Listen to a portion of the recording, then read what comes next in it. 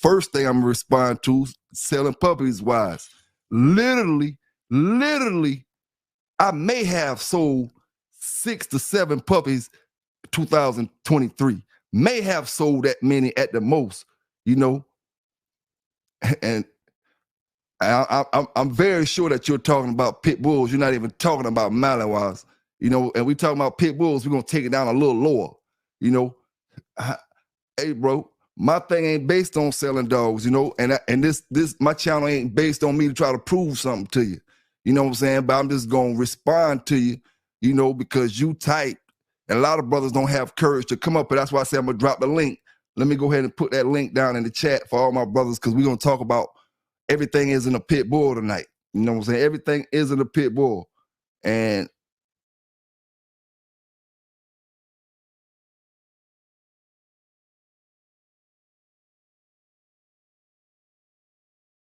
bull. You know what I'm saying? Give me a second.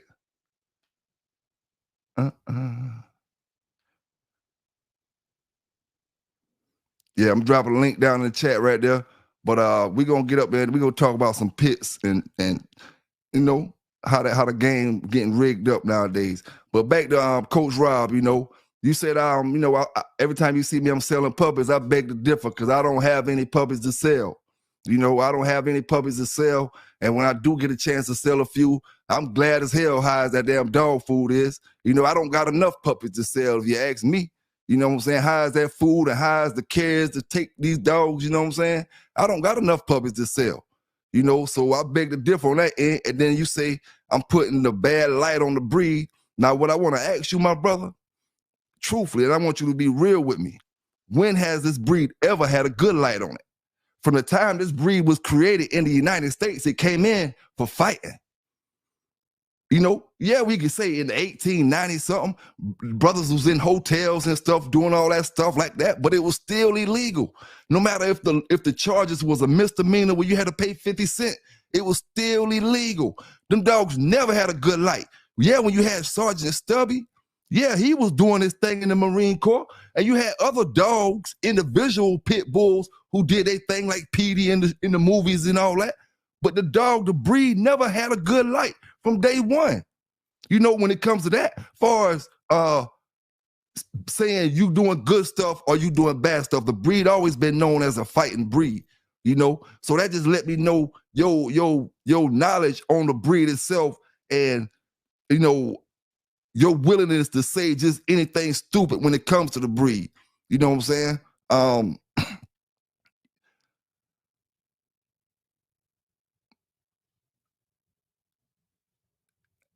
I'm gonna keep this thing going, man, because I got a few things to respond on. You know what I'm saying? I got a few things to respond on. But I had to start it off with Coach Rob, because, you know, if the brother want to get up and talk tonight, you can get up and talk. You know, before we get up on the everything isn't a pit bull topic, you can get up and speak your mind or speak your piece. And give me help me find them puppies I be selling all year long. You know what I'm saying? Help me find them. And one thing about it, brother, you know, I created a brand when it comes to Pelican Bay. I don't rely on my pedigrees. As soon as I touch a dog, before the dog get old enough to get on the chain, I done sold the dog. I never had a problem selling dogs over the past year or so. You know what I'm saying? I have a litter of Malinois puppies, 14, 15 puppies. All the puppies gone before they're 8 weeks old. I don't have no problem selling no puppies, dog. I don't have, you know, the stuff I do on my channel, it only, you know, puppy selling is not even in my mind. Brothers gonna buy the puppies from me regardless, because they know I'm telling them and I'm showing them on a daily basis that I ain't touching no bullshit, and I ain't fucking with no bullshit, and I ain't trying to breed no bullshit. So if I give it to you, or if I'm selling it to you, in my mind, you know, it's halfway decent. You know what I'm saying? And I show and tell brothers this daily throughout the year.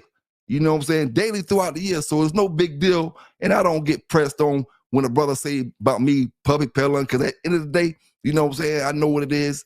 You know, it is what it is. And if you deal with these dogs, you know how much money you kick out for these dogs. The more of these dogs you got, the more money you're going to kick out. You talking about if you got 1 or 2 dogs, yeah, you'll bag of dog food good. But you talking about a brother with 10 to 15 dogs, he got, man, listen here, man. We talking about a whole different tax level. Like y'all brothers like to say, tax levels. We talking about a man with 20 dogs. We talking about a whole different tax level of taking care of a whole, man, listen, man.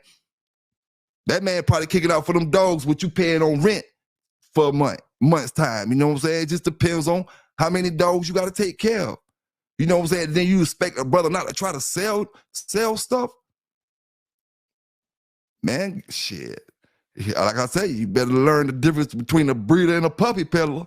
You know, that brother can have 100 dogs selling puppies, but he know what each one of them dogs coming down off of. He know how each one of them dogs bred. He bred each one of them dogs specific weight. You know what I'm saying? Because he got 100 dogs and because he's selling dogs, don't make him a puppy peddler because he know what his yard is built off of. I told y'all on the video yesterday, puppy peddler is that one with them 100 dogs and he can't tell you shit about them dogs.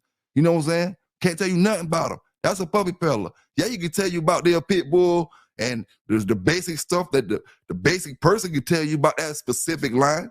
You know what I'm saying? But other than that, you know, it ain't no biggie though, man. Just responding to some of my brothers on the comments. One thing we know about America, the truth ain't welcome.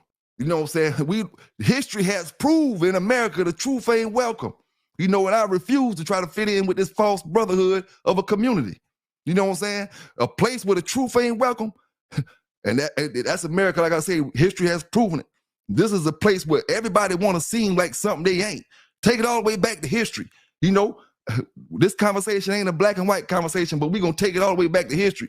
Everybody want to seem like something they ain't. You don't like me because of my skin, but you want to seem like you do. You really don't. You don't like me because of this. You want to seem like you do, but you don't. You want to act like you're from the streets, never touched it a day in your life. You want to act like you're a hoe, but you're really a woman. You want to act like you're a woman, but you're really a hoe. It's a big difference. You know what I'm saying? Hey, I tell you what, man. I tell you what. In America, the dog game, you want to be a big dog game when your shit ain't hit no shit. You know what I'm saying? And when brothers get up here and speak the truth, or when brothers get up here and talk about these pedigrees in certain kind of ways, it offend brothers. It make them feel like, oh, he trying to smarten the brothers up. But check it out, right, brothers and sisters? We're gonna use certain channels as training. You know what I'm saying? Because see, when you get the proper training, like my brother Samurai could probably, you know, help you on this type of shit. When you get the proper training, you know what I'm saying? When you get in certain situations, that's when your training kick in. You know what I'm saying? That's when your training kick in. The stuff that you hear from these channels, maybe you can learn something to say, oh, I might make the right decision at this particular situation right here that help me go in the right direction. It might, you know, never know what the situation is, but you might be like, oh, I remember something, you know, and now my training kick in and boom, you know, it is what it is. You know what I'm saying? It is what it is. You know, like I say, man, this country, the whole country built on trying to look a certain way when you ain't living that way. Want to look rich when you ain't got a dime in your pocket. You know what I'm saying? Want to do this? That's the way the country built. You know, so I can only expect that from the dog game. What I want to know is what you're mad about, because I say them bully boys taking a little bit. Everybody done came and took a little bit of the pit bull, making millions of dollars off of it except for us. That what you're mad about? Because I'm giving you the truth. We can't seem to capitalize off these damn dogs over the last 100 years, and these brothers come take 5% of our dog, and in 20 years, they making millions of dollars. Something ain't adding up right. No, something ain't adding up right. You get mad because I say that? You get mad and say, oh, that man ain't got a pit bull. That man ain't got this. That man ain't got that. Hey, I tell you what, Hawk ain't got a pit bull. He made the biggest pit bull in a couple years, and in a few more years, the man done, made millions? There's a whole bunch of other brothers out there that are doing the same thing with their dogs that they created off of pit bulls, them pocket pits, them bully pits, them band dogs. Them boys getting bread, real bread, you know, and everybody got haters in all their little communities. But it ain't like the ones over here. The ones over here is unlike any other breed. You know what I'm saying? Unlike any other breed. You know, any other breed. Now, we established the fact that, like I say, this country built off lies. You know what I'm saying? Built off lies. So it'd only be right to go to the dog game. Never been right. I mean, hey, it is what it is. You know what I'm saying? Now, if you want to say I put a negative light on something, you know, it is the modern day dog, man. I put a negative light on the modern day dog, man, because of how they conducting they supposedly secretive activity. Y'all ain't the mob. Y'all motherfuckers ain't mob. Y'all motherfuckers talk too damn much. Y'all on Facebook right now talking about some bullshit that happened not too long ago, and I ain't gonna say it on my channel, but it is what it is. That's the type of stuff you're supposed to talk about on your back streets, whatever you call the back streets or something like that. Ain't no way in the hell I'm supposed to be looking at Facebook, hearing about a show, a big time show that there happened not too long ago. More than one show. I ain't supposed to go on Facebook and see that, but y'all mob though. Y'all mob, but y'all don't conduct yourself like that. You know what I'm saying? But when somebody tell you, it is what it is. You know what I'm saying? Big salute to Welsh Combine, because you in that conversation, big dog. I see you up in that same conversation, talking about some shit that y'all shouldn't be talking about on no damn Facebook. You know what I'm saying? Modern day, up-to-date shit. You know what I'm saying? Thinking these law folks stupid as hell. You know what I'm saying? I don't know what the hell y'all thinking. Like them law folk in kindergarten or first grade or 10th grade or some shit like that. Them folk got degrees, plus a bunch of technology, plus a bunch of ignorant ass motherfuckers that they going up against. You know what I'm saying? So it really don't make it that damn hard.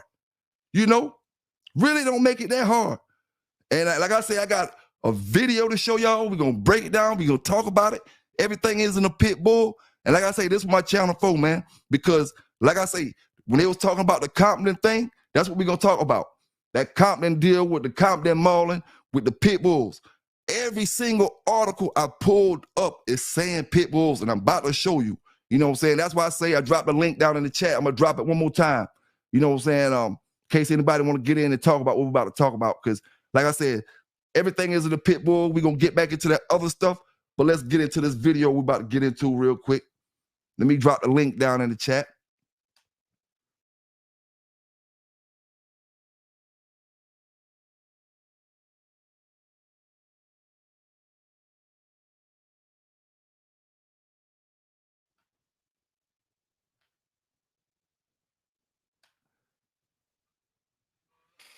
All right, that's the link down in the chat. Now I'm gonna show this video and I'm gonna stop it from time to time and talk about a few things. Sent out for DNA testing. Authorities believe the victim was actually killed sometime. Our top story at 5 o'clock. A pit bull breeder is savagely mauled to death by the very dogs he was raising in Compton. His mutilated body was found inside a blood-stained kennel on his property. KTLA's Chris Wolf joins us live from Downey with details about the gruesome discovery. Chris? Yeah, Cher and Court, gruesome discovery indeed. Veterinarians here at the LA County Animal Control Center in Downey have been working with these pit bulls. We understand they have been sent out for DNA testing. Authorities believe the victim was actually killed sometime last night, maybe around 7:30, 8 p.m., and his body was in that dog pen for hours until his girlfriend found him this morning. Sky 5 was overhead as a woman frantically scales a fence, trying desperately to avoid some very agitated and apparently dangerous dogs on the ground below her. Now I'm gonna stop that right there real quick.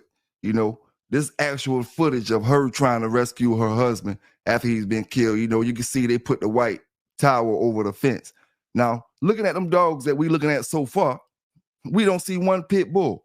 You know what I'm saying? We don't see one pit bull. And I will say this, because of this video, and it's obvious to see, a Presser Canary should not be mixed with no other dog unless it's handled by professionals. And once that dog leaves your hand, there's no selling this dog.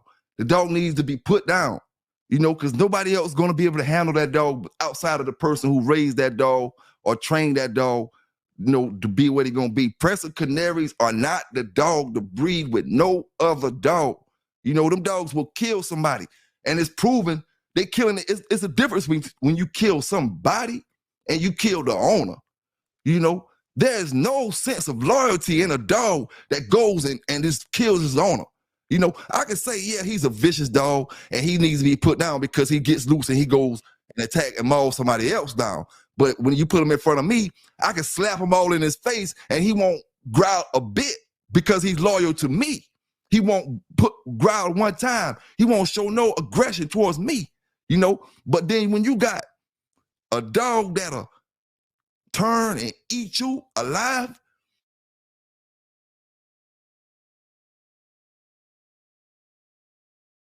man, them blooded pit bulls do not conduct themselves like that. You know what I'm saying? You know, hey, and I love Pressies, and I love, because I dealt with Pressies and the Cane Corso. Cane Corso is how they pronounce it. You know, I dealt with both of them, you know, but between the three dogs, the American Pit Bull Terrier, the Cane Corso, and the Pit Bull, the Cane Corso, I'm going to say, I'm going to give the number 3 spot as far as, you know, being friendly, you know, a friendly dog. The Pit Bull, I'll put it in number 2. The Pressing Canary, that dog is a dangerous dog if a person who gets that dog is not a real legitimate controller of dogs. You know what I'm saying? If you're not trying to be a legitimate when it comes to being responsible with that dog, don't get no Pressing Canary. That's not the dog for you to be letting loose, getting out the cage. No, none of that. You know what I'm saying? Picking at your friends with it on the...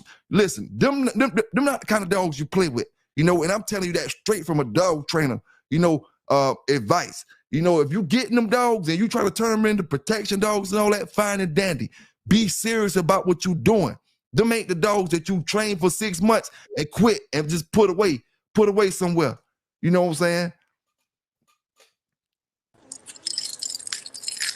Yo, big salute out to my brother Samurai in the building and my brother Home and the Nanny Dogs in the building. What's going on with y'all brothers tonight? Hey, Nanny Dogs, PBK was good.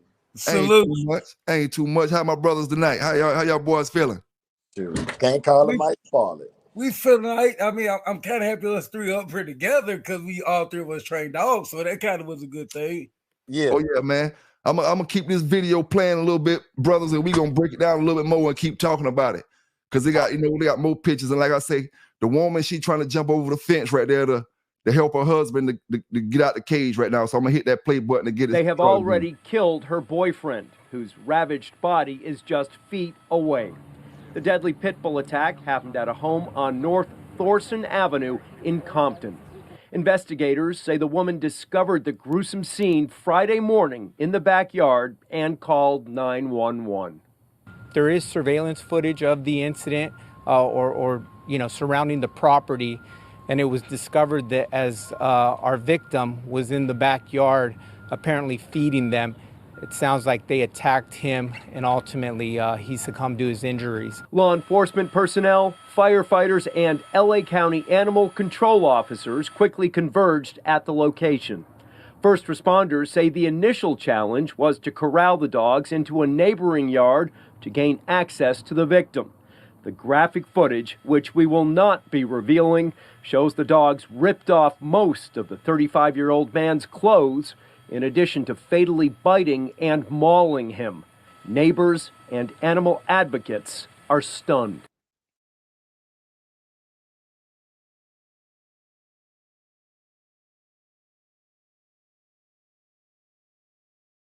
Yeah. Samurai, you can hear me? Loud and clear, big dog. Loud and clear. Okay, I can hear y'all now. I couldn't hear you at first. For sure. Yeah, what you think about that, bro? You talking about like just the containment and how the brother went down? Well, I mean, like far as, they keep screaming the pit bulls and the dogs that you're looking at right now. Because, see, I got my boy home with a Nanny Dog. I'm glad he came up here tonight because, Nanny Dog, this is what I want to explain real quick, without, feeling any kind of way. This is what I mean when I say the blue dogs aren't pits. I don't be talking about yours, big dog. I know you got a pit, and a lot of brothers got blue pits. It don't be for, the most part, certain brothers who got pits. It be for the dogs like we looking at right now. You know what I'm saying? And then they, out of all them dogs, we see at least 3 or 4 of them blues. You know what I'm saying? And then the same way we say the pit bulls get the rep for all these other dogs, certain blues get bad reps for other blues. Blue go around, you got blue cane corsos, presses, mixed breed this, mixed breed that, bullies, so you might got a blue pit, and then the brother just say blue. He ain't even necessarily talking about, your pit bull. They just put all the blues in one category half the damn time. You know what I'm saying? They just put all the blues in one category, and they don't. Brothers don't be meaning no harm when it come. But what you think about it, a home and a nanny dog, when it come to that situation? I hate that it was a blue dog. But first of all, I hate that they use the word pit bull. Like I put like this. I don't want to use the word pit bull. I'm a terrier lover, and from them dogs, I don't see terrier. I don't see that they ancestor from the looks of it that they have terrier in them. So the best way I can say it. Yeah, man. Yeah, I'm gonna go ahead and finish playing that video so we can look at the rest of it too, man. People need to take better care of their dogs. People need to understand that these dogs can kill somebody and hurt people. It should have never happened. This time it happened to the owner of the dogs, but normally it happens to children, elderly, defenseless people, and somebody definitely needs to be held accountable for this. There has to be some kind of law and order here. Animal control officers removed 13 pit bulls from the property, male and female, 5 adults, 8 puppies. Investigators are collecting DNA swabs and forensic evidence, trying to determine which dogs actually attacked and killed the victim. Experts will be examining the dog's general health and behavior and aggression.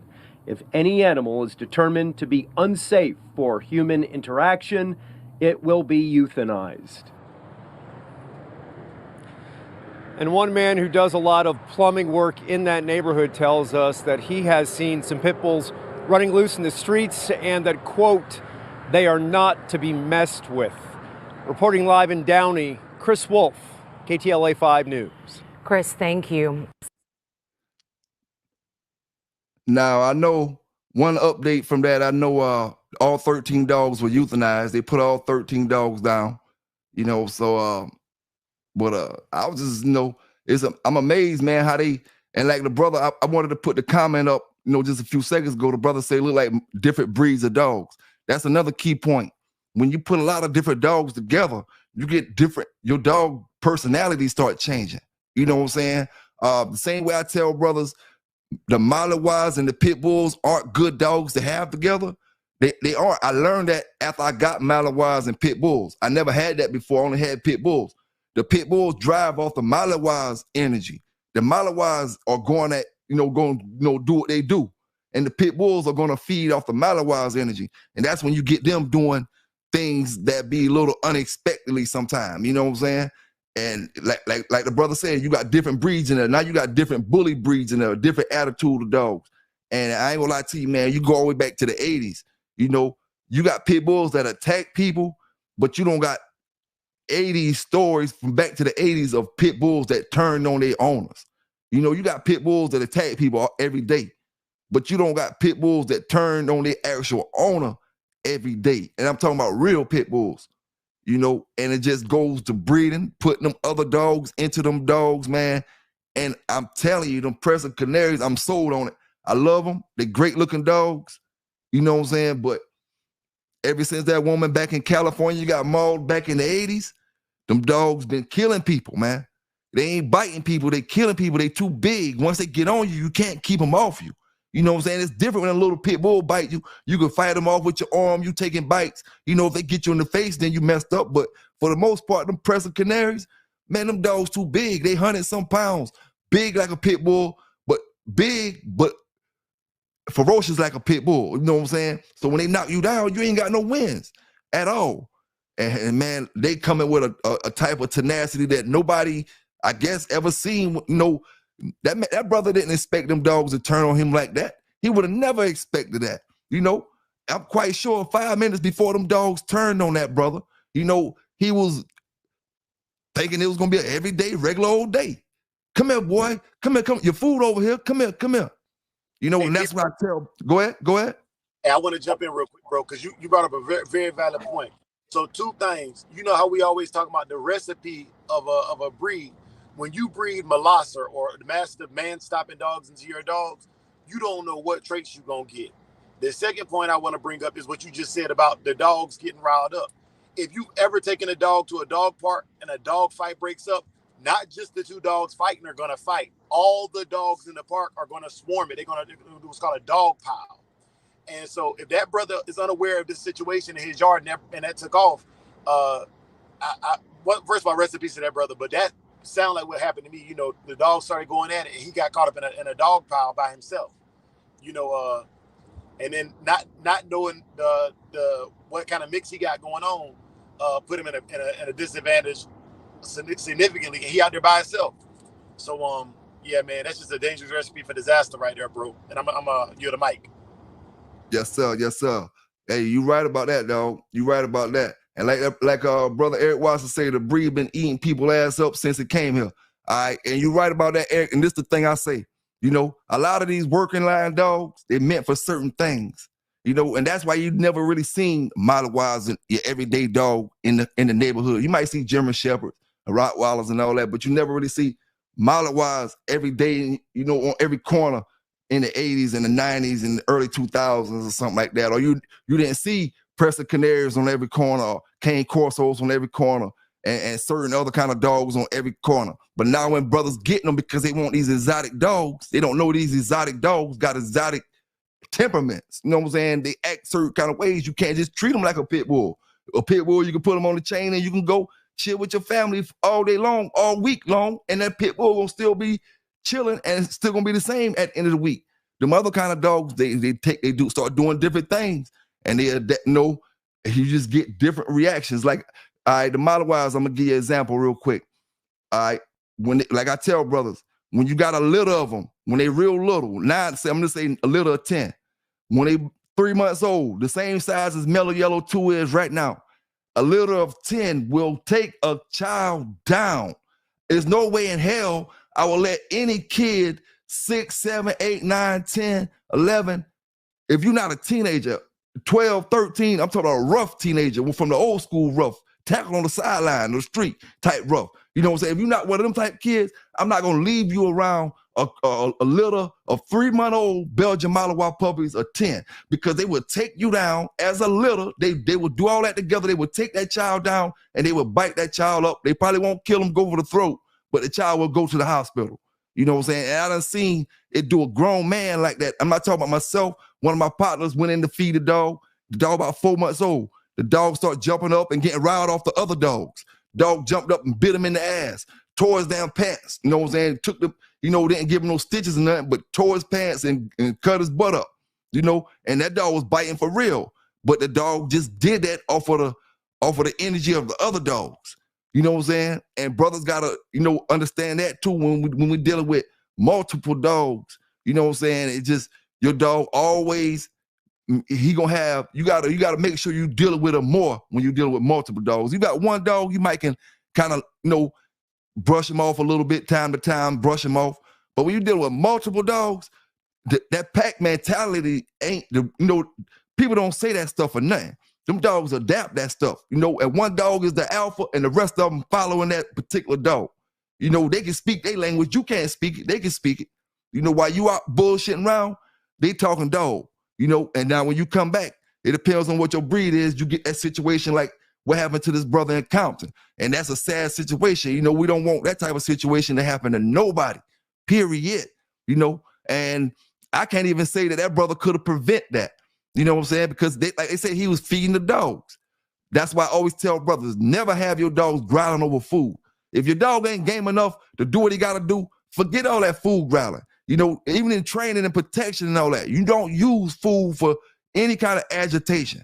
You know what I'm saying? I don't believe in the food thing. Not going to say brothers don't use any type of stuff like that, but I don't believe in that same situation. Anybody can drift towards that food bowl when you're not paying attention to it, and it's a bit son of a gun. You know what I'm saying? It could be a child that not paying attention to drift towards the food bowl.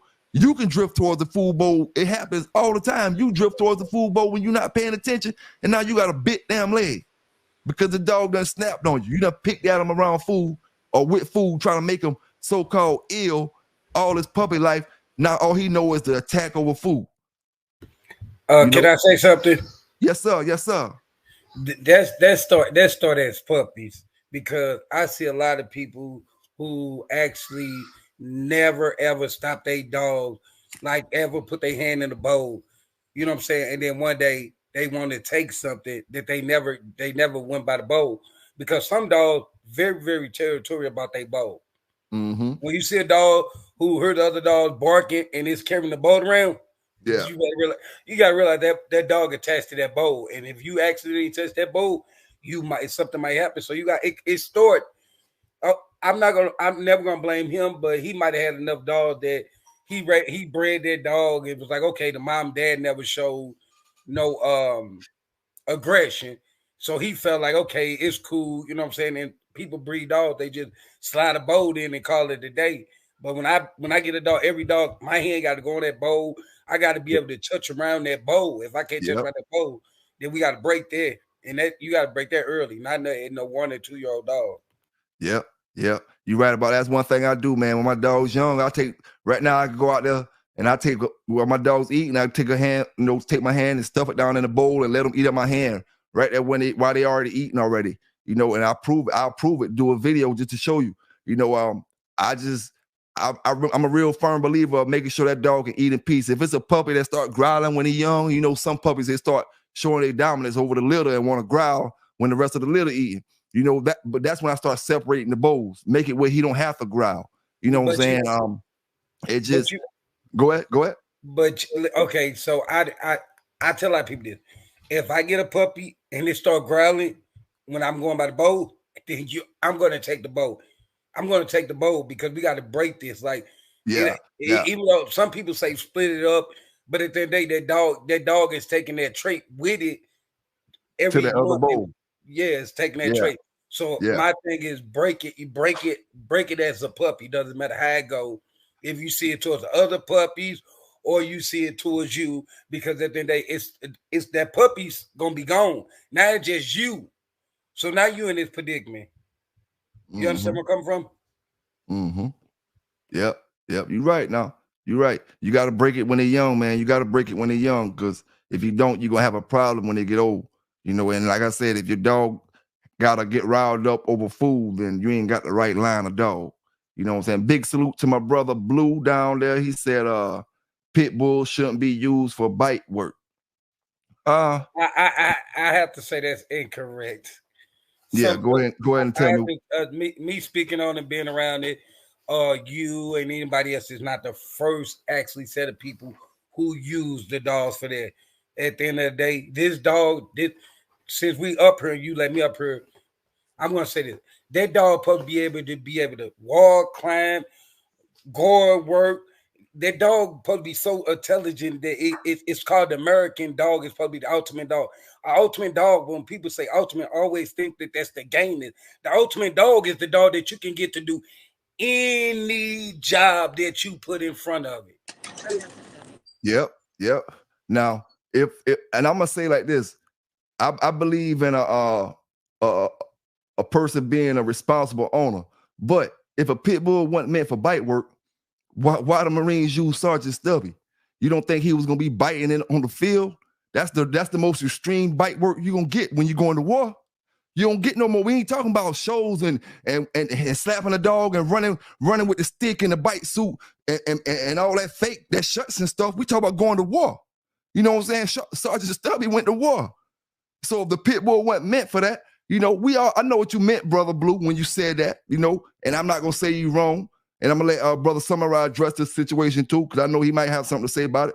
But, Sergeant Stubby, he was used for war. So if they didn't feel like the pit bull was, could be good in that type of situation, they would have used another breed of dog, especially being they had already used the German Shepherd for many, many, many years already. Doberman Pinschers and Rottweilers. This is all about responsible owners. Samurai, you want to speak on that any? Yeah, I do, man. And as far as the bite work thing, I look at it just like the Second Amendment rights with ARs and stuff. Some people will say you don't need an AR, and I don't think people who are not trained should use ARs.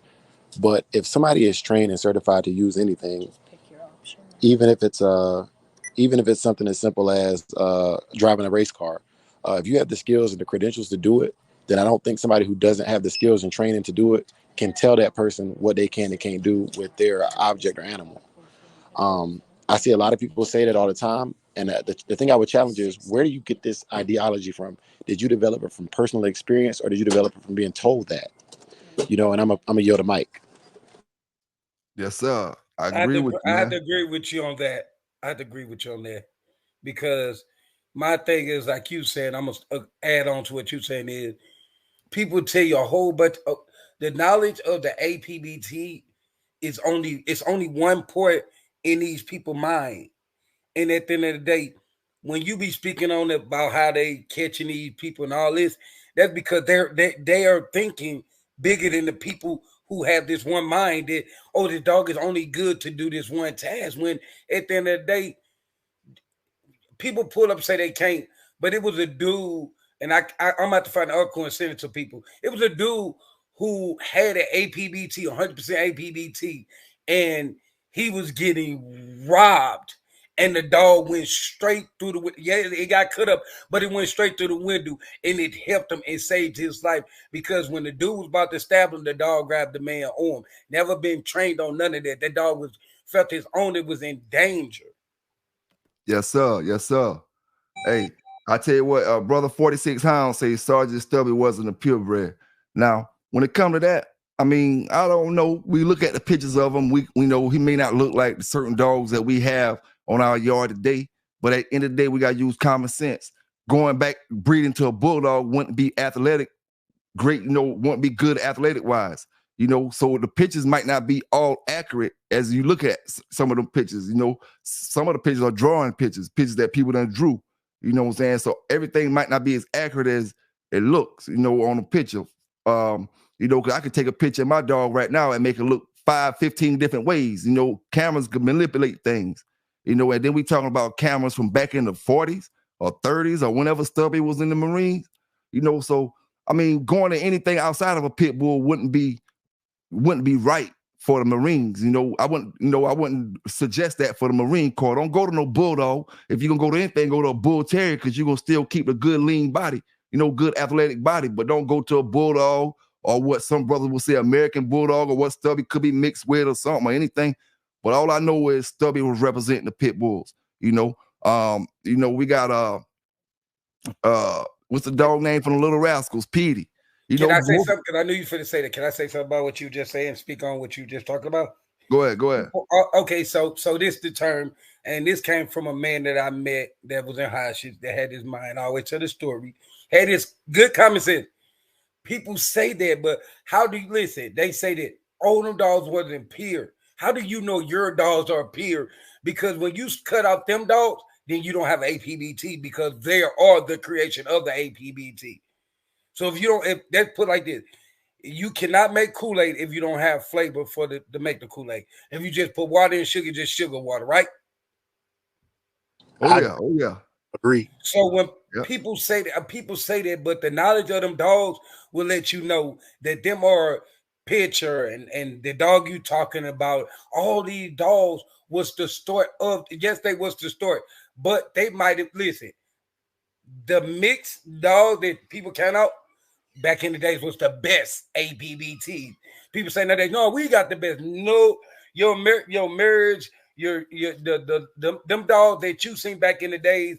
Yeah, like nowadays you see these dogs, you see marks everywhere. Them dogs back in the days, you can see pictures of them after they got their marriage. You don't see a mark on them.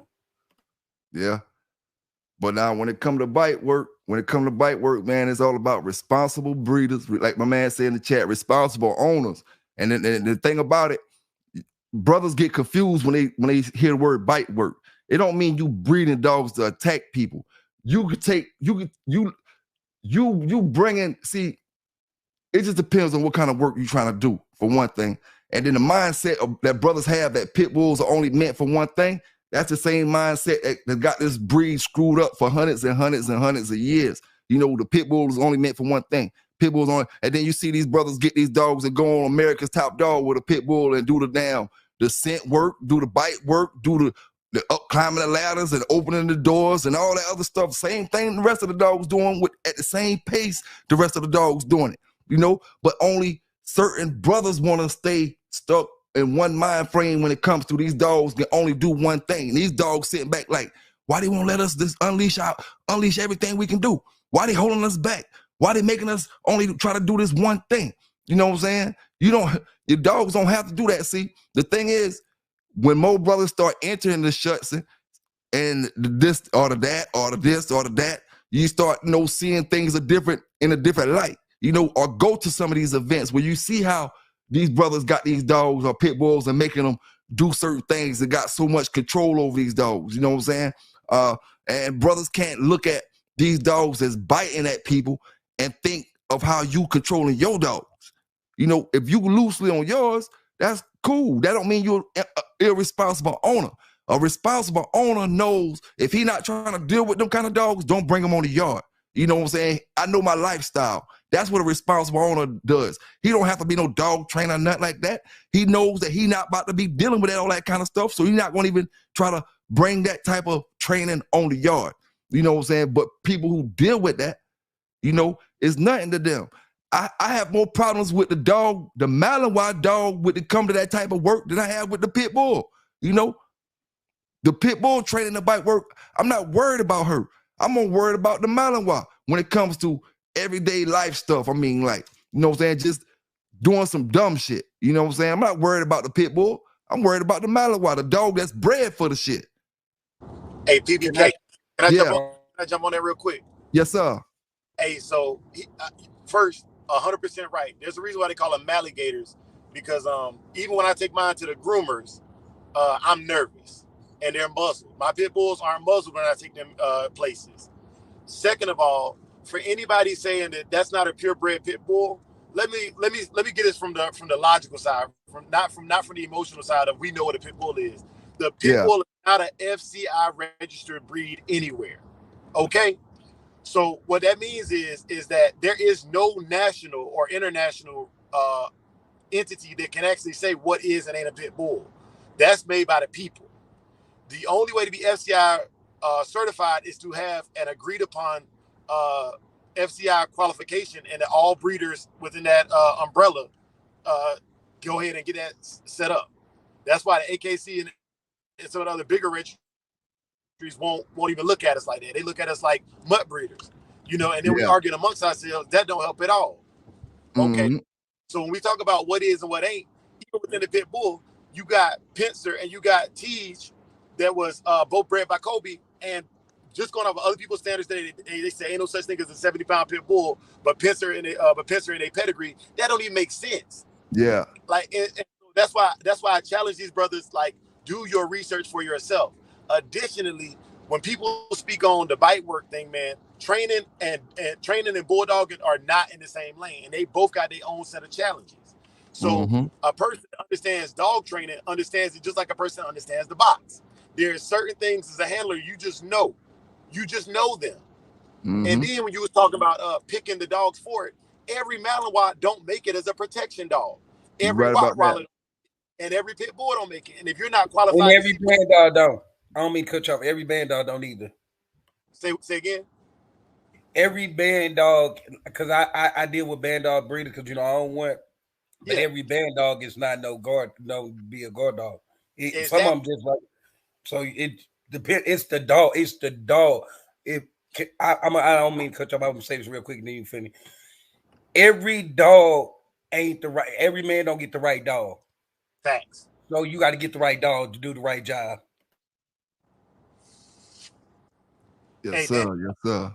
I agree with that 100%, bro. And that's like even with my puppies, when I rehome them, I do a temperament test on my dog. And if you come, because people like to pick dogs off their color, which I think is crazy, but if it's, I have a range from 1 to 6. A 6 is a dog that's gonna be skittish and scary. I'm not putting that with nobody who ain't looking for a dog that's just for them. A 1 is a dog that might get excited and bite you. A 3 is balanced dogs. I understand how to classify them. So when I'm looking at that, that's just like looking at somebody who classifying for the Olympic trials. You got people who ain't gonna make the cut and people who do, and you have a council that is set aside to decide who is and who ain't. But if you're not qualified to make that assumption, you're just speaking the other side of your neck, just like talking about anything else. I'm not a politician, so I can't speak on politics. I don't know nothing about it. I can't tell you who running for local government in Arizona right now, but I can tell you what I do know, and all I know is what I know. And I'm gonna pass the mic. Yes, sir. And when it comes to that training and stuff, man, the Malinois, you can have a dog what we consider a junkyard dog. He trying to bite every fucking thing. People don't want them kind of dogs either. They want dogs that's at least the ones who doing the training work. They want well-temperamented dogs. You know what I'm saying? So it's not like the Malinois or the Shepherds don't have their bad bunches. And like you said earlier, in the breed, every dog don't make it. Some dogs be scary. You can stomp at them, they run. You know, some dogs just be too shaky. They want to bite everything. You know, too scary. They want to bite everything. They lunging out at everything. You know, you don't want them kind. So every breed have their bad share of them. And when it comes to the pit bull, man, it just, you know, like the brother said in the chat down there, brothers been used to certain things for so long that, and the dog been in a bad light for so long that when you try to use them for bite work, you know, it's like the bullies being banned right now in the UK. So any brother that's trying to do bite work with a bully in the UK is going to kind of look bad right now because the dog is looking like a killer, you know? And then you trying to take, you might be the best trainer in the world, most responsible owner in the world, and you're going to do the right things with these dogs, but you taking that dog that got a bad name right now and trying to do bite work with them. So that's what the brother was saying in the chat. These dogs got a bad reputation for certain things, and then we try to take them and put them in the bite work. But then as trainers, we don't understand what y'all see so bad about it. You know what I'm saying? But as dog men, y'all looking at us like, you know, we doing something wrong with the breed. But okay, go ahead. So my thing is, my old head said it to me one day, right? And we were talking about the same thing we were talking about. And he told this one young man, he said, people used to say that pit bulls couldn't wall climb. That they was only they was what you gonna do? Why would you get a dog to wall climb? You know, because you got to think about it. So many years, only part you hear about is murders by these dogs. So sometimes it take people like me, you, and other people to take these dogs and show people that, and other people, that these dogs have more than one trait inside of them. Yeah. You're right now. You're right. Hey, now I just thought about something, man. You know, we're gonna keep talking about that, you know, because about the bite working as well. But while we got Summer up here, man, fill us in a little bit about that dog show you got coming up, man. Hey, man. Hey, I appreciate that. So it's 4 different competitions, PBK. We got first is the confirmation challenge, and it's the digital dog show. That's the main one, right?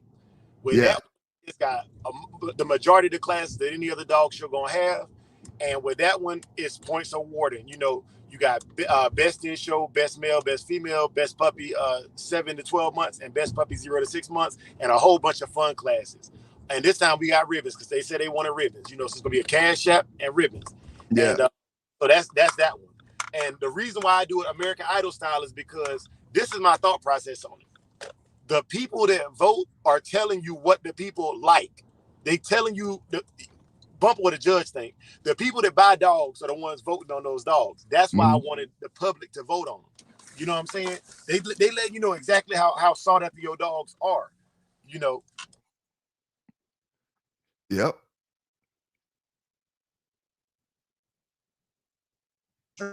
And this, not to make it a race thing, but when I was going to the club, the Schutzen Club in Swansea, South Carolina, I was the only brother in there, and I was ostracized, you know, and no names, but that happened to me personally. That's a personal experience of my life, okay? And the way I was treated, I would never treat anybody that way. So y'all got to forgive me, I'm going in the house. So I wanted to create an environment where dog trainers could get together with no judgment at any skill level and compete, and reach out to other dog trainers and see whose bloodlines is actually doing the work. Because I see a lot of brothers talking about pedigrees, but I don't care if you got a pure red boy dog. If it's not doing the work that I do, I don't care that you got a pure red boy dog. Yeah. So that was important to me. If you got a bolio dog and you can't train it, then how do I know it's smart? Because I can't box it and match it to look at it to see if it's smart. So training is the only other way to check that bolio blood for me. Okay, so the online obedience challenge was created for new trainers to get out and get involved, you know. Then we got the slap meal challenge. Literally, I created that because my dogs lack wind, you know. So I was like, okay, cool. We get on there with the slap meals. Whoever dog runs the hardest and longest on the slap meal wins. That's gonna tell everybody where you want to go. If you want to get into agility or anything that requires air, those people winning those shows, that's who I'm breeding to. Yeah. And finally, You got the hand walk challenge. That's for people who just got dogs. You know what I'm saying? They just want to get out and get active with their dogs and support. You know, the only one that costs any money is the digital dog show. But I promise you, if you win, you're gonna win way more than what you put into it. First, second, and third place winners get money. You know, so that's it with that, bro. And PBK, I'm glad you brought it up. And Nanny Dog, I'm glad you're here because me and Nanny Dog talk all the time. One thing I want to say is I see all these other channels. PBK, you do a good job of it. Nanny Dog, J-Bo, and them. And I don't want to leave anybody out. But there's a lot of these brothers who claiming they want unity that have not once mentioned the Digital Dog Show. And as another brother, I ain't gonna say his name, but every time one of y'all brothers get on his channel and mention my name, he goes to the next subject. And I think that's foul, not because they have to say it, but because if you're talking about positivity and unity, who else, you know what I'm saying, is trying to unify us, you know? Yeah. And it's also about the unity of it as well, you know, because I look at my channel like the Sesame Street, you know, I give them a little bit of knowledge so they can come to the other channels and be able to keep up with the conversations. But then when they go to some of these other chats, they get their heads knocked in for vocalizing questions that we think they shouldn't be asking. Mm-hmm. Amen. I don't mean cut you off. Amen on that. But I want to say this. I'm happy that you're doing something like that because you taking something that you have to people have to lead a state, make schedule, lose money, and it's probably they don't win or don't win. Where you can sit at the comfort of your home and do this show, and you get the same satisfaction of that. Because at the end of the day, if people promote it, a dog show it might be like 200, 300 people. If people promote it, it'd be like 3,000, 4,000 people. Now you get where I come from. So you have a bigger audience of people. So I think that it should. I like it. I ain't gonna lie to you. You know, I always say that. I like that idea.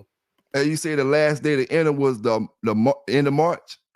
So, so for entries for the online obedience challenge, last day to enter is Thursday this week because the online obedience challenge gonna air March 31st. For the digital dog show, I start accepting entries March 1st through March 31st, and we're gonna air it on April 4th. Now, PBK, I know your birthday April 7th, but my April 4th. So you know, I wanted to, you know what I'm saying, them Aries, you know, big Aries in the game. Salute to you. Yeah, man. Hey, it is what it is, bro, big dog. But yeah, bro, and it's I was getting upset because I wasn't getting the support I thought we needed. But honestly, truly, the people that do support it, that's the support we need. We don't want to beg, and we're not going to plead for people to get a part of it. What's going to happen is all these haters, when it takes off, all these haters will be on the back end talking about it, doing reviews and trying to dissect it when they could have been a part of the movement. And right there. Yep. Same thing I was saying when I was talking about Gas and Go Demon, though. And you saying last time that he wasn't competing anymore. You know, that's up to y'all whether you let him back in or not. But I like the thing what you were saying about the champions compete against each other. And I was saying, okay, now boom, it's gonna take some time to get it like this. You can't just do it in 1 month because you got to get the champions built up. You know what I'm saying? In order to get the dogs that then got on the level like Demon did 1, 2, or 3 times. So you got you having basically the dog show championship of all the champions. Man, you can imagine how good them dogs. Listen here, dog.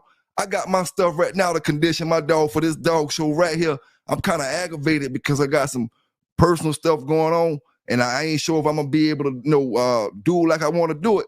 You know what I'm saying? But dog, listen here. That dog show pulling some down. It is what it is, dog. You can compete right here at your house. You ain't got to go nowhere. That's one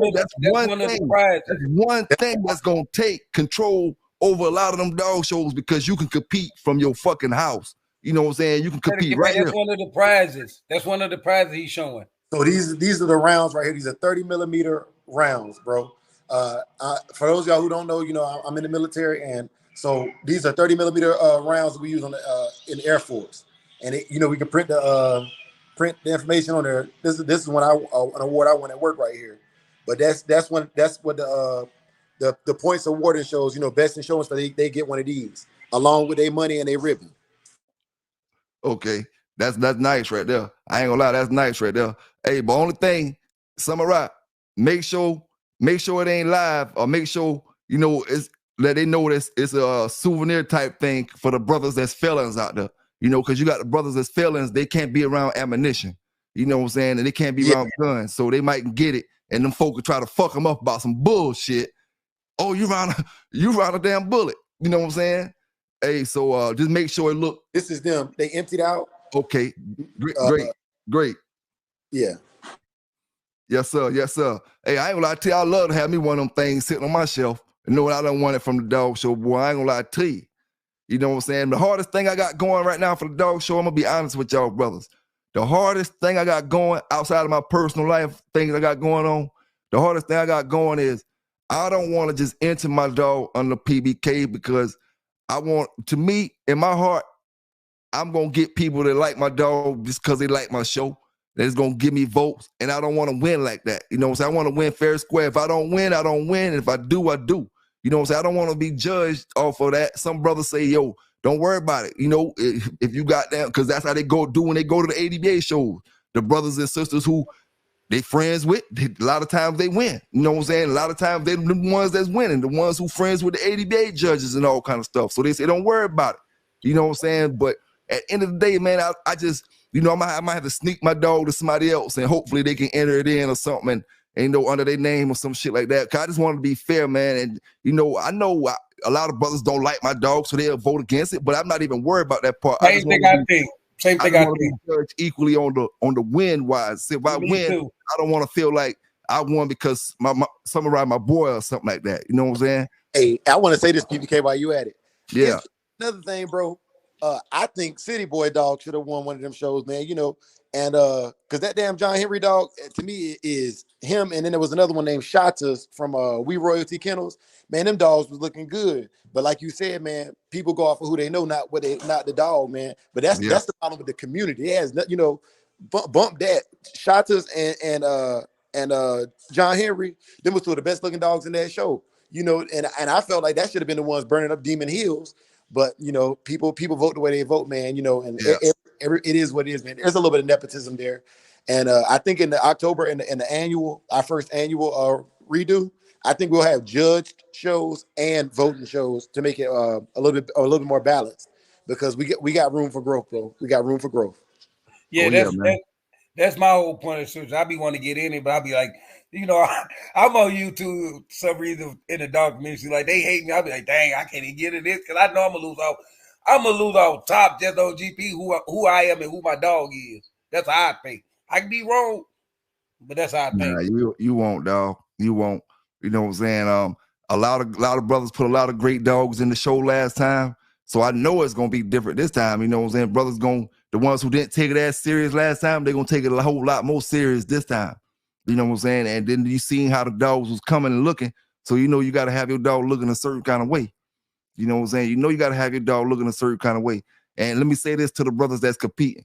Them brothers that's doing the judging, they can look at your dog and see if he is a naturally built dog or he is a work dog. You know what I'm saying?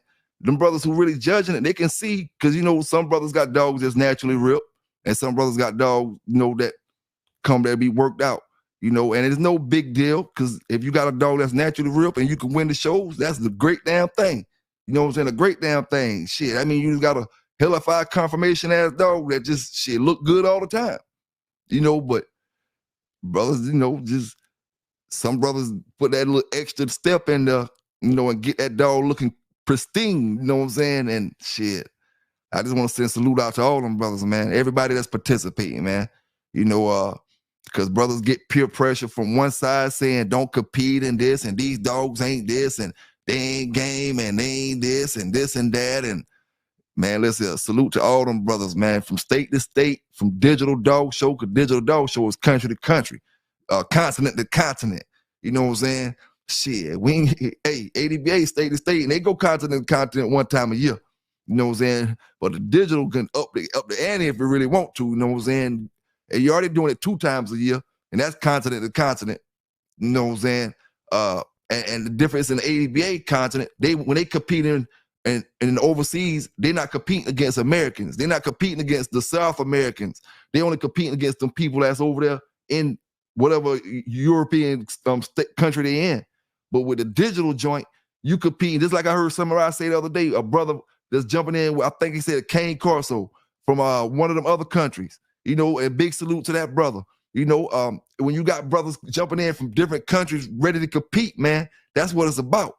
You know, that's what it's about. Brothers showing their talent from different areas, and they can do it all from their house. They don't got to worry about it, and they can compete, and they can get the same exact credentials, the same merits over a period of time, because every tree started from a seed. You ain't seen one tree yet that started just, oh, we're going to plant it there. Even the ones that they just planted there, that means they got it from somewhere where they grow seeds and they grow trees. You know, everything start from a seed. So that seed was last year. That shit growing, bro. And that shit gonna get bigger and bigger and stronger. And more, the merit gonna mean more and more to a brother on his shelf. You know what I'm saying? On his dog shelf, where he gonna have the ADBA merits, and then he gonna have the summer ride merit sitting right there in the middle part. You know, because the day is gonna be this. Next year is gonna be, you know, it's gonna be a whole, every year stuff excelling. You know what I'm saying? With no make no difference what it is, they charging us more and more for everything every year. So y'all gotta expect every year the dog show getting better and better and better, harder and harder competition. You know what I'm saying? Brothers from different countries, man. We start getting 50 and 60 brothers from Europe competing, and 50 and 60 and 100 brothers from America and South America the same amount. Boy, y'all gonna talk about, you gonna have to find some people with some good eyes, dog. You know what I'm saying? Brothers got some good eyes. The ones that you got great eyes too. You know, but y'all boys better be ready. I see it coming, man. I see it coming for y'all. You know, just keep doing good things, Samurai, man. And down south bottom, he got that shit about to jump off down there. I already told him, boy, he got the whip up that gumbo down that motherfucker, because he gonna see when he do that thing down there this May, he gonna be jumping off. You know what I'm saying? And he gonna want to do that thing probably another once again for the year out. You know what I'm saying? Big salute to down south bottom kennel, man, and everybody who got aspirations and dreams to start a dog show or any type of legal type of thing when it comes to these dogs, man. You know, that's what we got to base this game on right now. You know, we all know what them dogs do or can do or will do if you put them out there to do it. But right now, we ain't talking about that. Like I always say, for any brother that ever lost their dogs, any brother that can't have dogs no more, the most important thing that you could tell a brother is how to keep his dogs. You know what I'm saying? If you can't have dogs no more and them folk told you that, the most important thing you could tell any brother is how to keep his dogs, man. If you care about them. If you care about them, I can tell you how to condition them, do this, do that, do this. But at the end of the day, if I really care about you and how you feel and know that, you know what I'm saying, when you lose your dogs, how that shit feel, the most important thing I can tell you, dog, is to shape up, do the right things with these dogs. You know what I'm saying? And you figure out what you got to do in the meantime, but, you know, just got to do the right things. And you know what? The killer part about the situation is, one thing that you said, actually, when you was like his show down the line gonna blow up, I tell them the same thing. But one thing that people don't understand is, it's already blowed up, dog. I ain't gonna lie to you. It's already blowed up. It's just gonna be bigger down the line. No. I know. Go ahead. I didn't mean to cut you off. Go ahead. That's what I'm saying. But what when I look at it, you know what I'm saying, for all the people, this is how I feel about it. Everybody, I heard a lot of people saying, well, this dog ain't a pit bull. And I'm kind of happy this came out. I'm glad you live so I can say this. Everybody that say dogs ain't pit bulls, then why you don't put your real American pit bull terrier in the Disco Dog Show? What? No, he didn't say that. Boy, you better shut up. Just why if you want to show people what a real pit bull is and what ain't a real pit bull, then put your dog in the dog show so rookies can know what a real pit bull is. But people not gonna do that. It's just so much confusion that they just listen. They rather be on bull crap than on the real stuff. Because when you talk about marriage, about these dogs, everybody knows that. Even Peter, even the animal control, even kids know that. Well, at the end of the day, if you want to help the breed and you want to make sure that it breed around 20, 30 years, then why at least they can say we had 3,000 people or 3 million people in the Digital Dog Show are just looking at it. We are trying to take these dogs out of bad highlight. Only listen, the media do what they do to red light them. So at the end of the day, if the media using the internet, why do the people who fight that everything not a pit bull don't use the media to do that? When they get on here, this kid put about it. I realize this because I watch all anybody on American Pit Bull Terrier because I love terrier. And I watch everybody say, yeah, you know, this dog did this dog did that. And it's like, okay, what if these rookies, all they know about is trying to make these dogs earn merits And at the end of the day, that is killing the breed. When you can help, this man came up with an idea to help better the breed. You ain't got to share a dog stacking up. It's just the look of your dog. Yep. Hey, now let's just be real about it. You just got to be real about it now. Hey, you got like Tom Garner picnic. You got Tom Garner picnic dog show. You got a few ADBA dog shows, but you got to be real about it. Samurai just started his shit.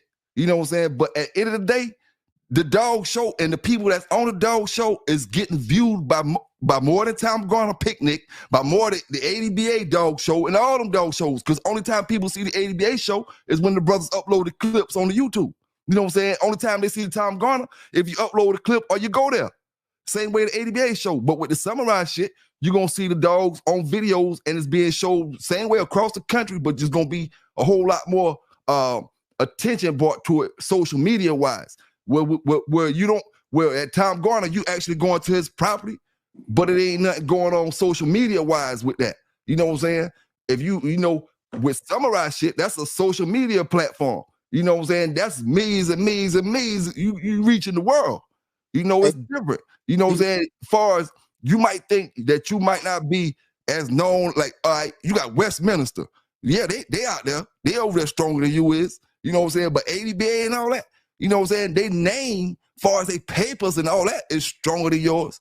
You know what I'm saying? Getting a merit, I mean, merit is a merit. At the end of the day, you know, champion is a champion. We know more about the champion from the Digital Dog Show than we know about the champions from the ADBA shows from 2023. I tell you that. The dog community do. We don't know who the champion is from 2023. ADBA Say it again. We don't know the ADBA champion, but we know the Digital Dog Show champion. And that's known across the world. You know what I'm saying? We know who Demon is, you know. Hey, PBK. Yo. I want to address the chat. A brother asked, for all the shows, the only show that is breed specific is the online, it's Digital Dog Show. The slap mill races, the obedience challenge, and the hand walk, that's any breeds. And then a brother said, he said about down in the old school dog man. Bro, we not down in the old school dog man, bro. It's I literally did a live last Wednesday and gave homage to some African American dog men because it's African American Heritage Month. And one that I did not give acknowledge is the ADBA Dog Man of the Year, Mr. DeJuan Fields out of Lone Star, Texas Kennel. He's the president down there, and he's the ADBA Dog Man of the Year. Let me put his name out there, DeJuan Fields. Go follow him on Facebook. We don't. One thing about Samurai, we don't go hate on nobody, bro. If you doing something positive for the breed, I love you. It's all love, bro. And I'm gonna leave that right there. Yes, sir. Yes, sir. I just want to say I'm not disrespecting the old heads. I'm just listen. At the end of the day, if you feel like I'm disrespecting the old heads, I'm just telling something that truthfully to help the breed. At the end of the day, everybody want to help this breed. Everybody want to do this. Everybody want to do that. So let's start with Samurai shows and see how big we can make anything else. It's more. Listen, if anybody come with an idea to help the breed, I'm behind it. I'm not going to be behind you trying to kill the breed. That's not me. I'm Nanny Dog. That's not me. My thing is to help the breed.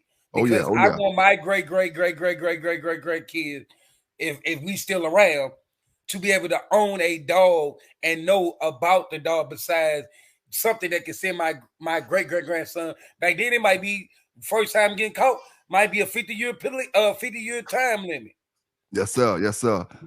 Hey, let me send a salute to the brothers down in the chat. Live your life, dog. Salute to you, fam. I see you down there.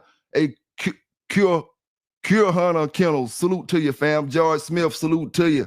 If I ain't said it already, I think I seen you. Hardy Dogs, big salute to you, dog. Big salute to you. Vernon Starr, salute to you. See you in the building, big dog. Tony M, I think I salute to you already. The Boy Vlogs, what up, what up, what up? Hey, now I ain't gonna never try to disrespect the old Bulldogs, man. You know what I'm saying? I just be talking about sometimes our older Bulldogs can do more than what they doing to help the newer generation.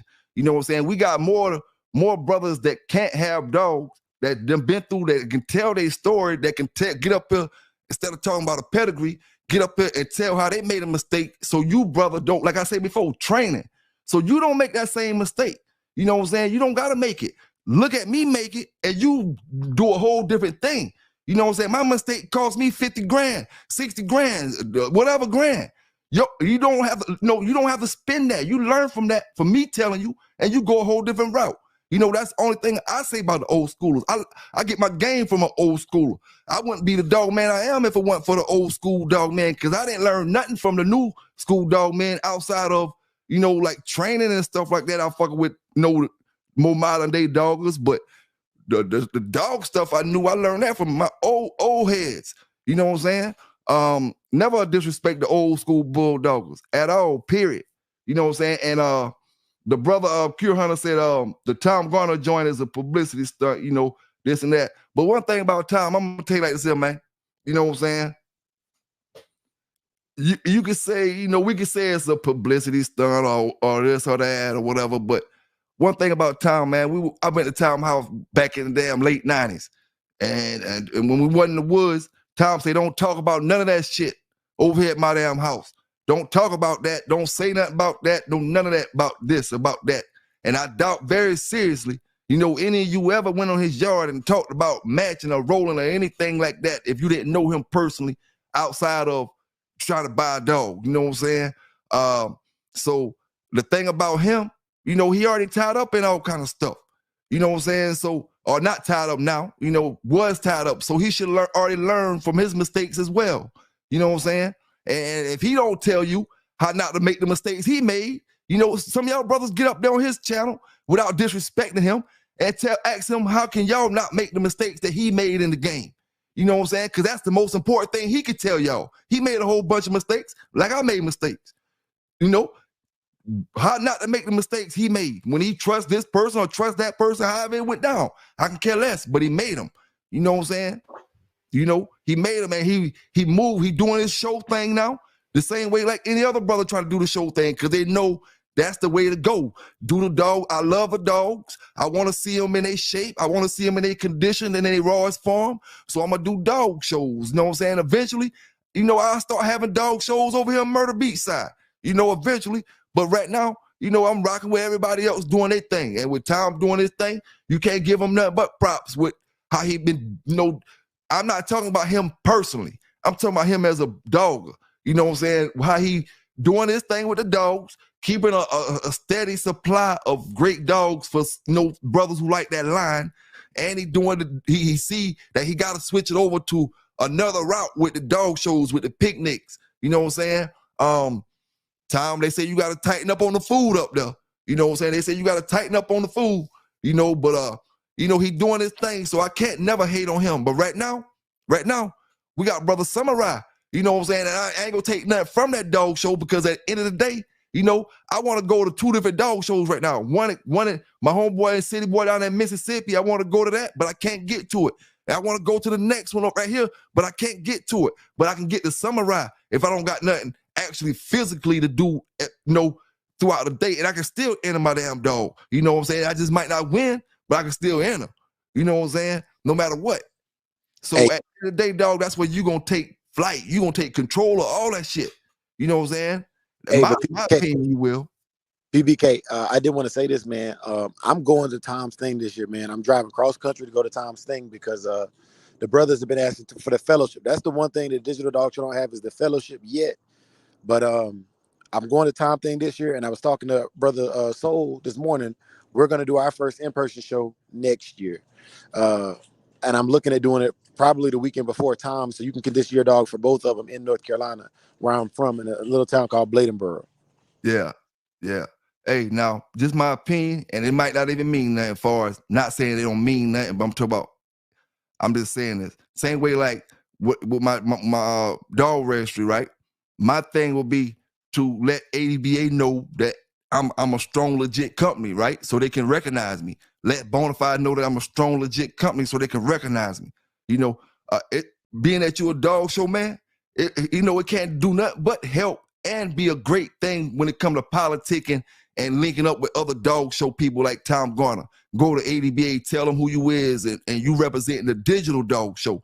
You ain't even interfering in nothing they got going on. You on a digital brand, you know what I'm saying? You in your own lane. So you can politic with all them folk, get connected with all them folk, and that's just gonna make you stronger as well as help them out as well. You know what I'm saying? Because they'll be getting advertisement off your joint, off everybody else who you rocking with. because your friends will be their friends. Same way their friends gonna be your friends.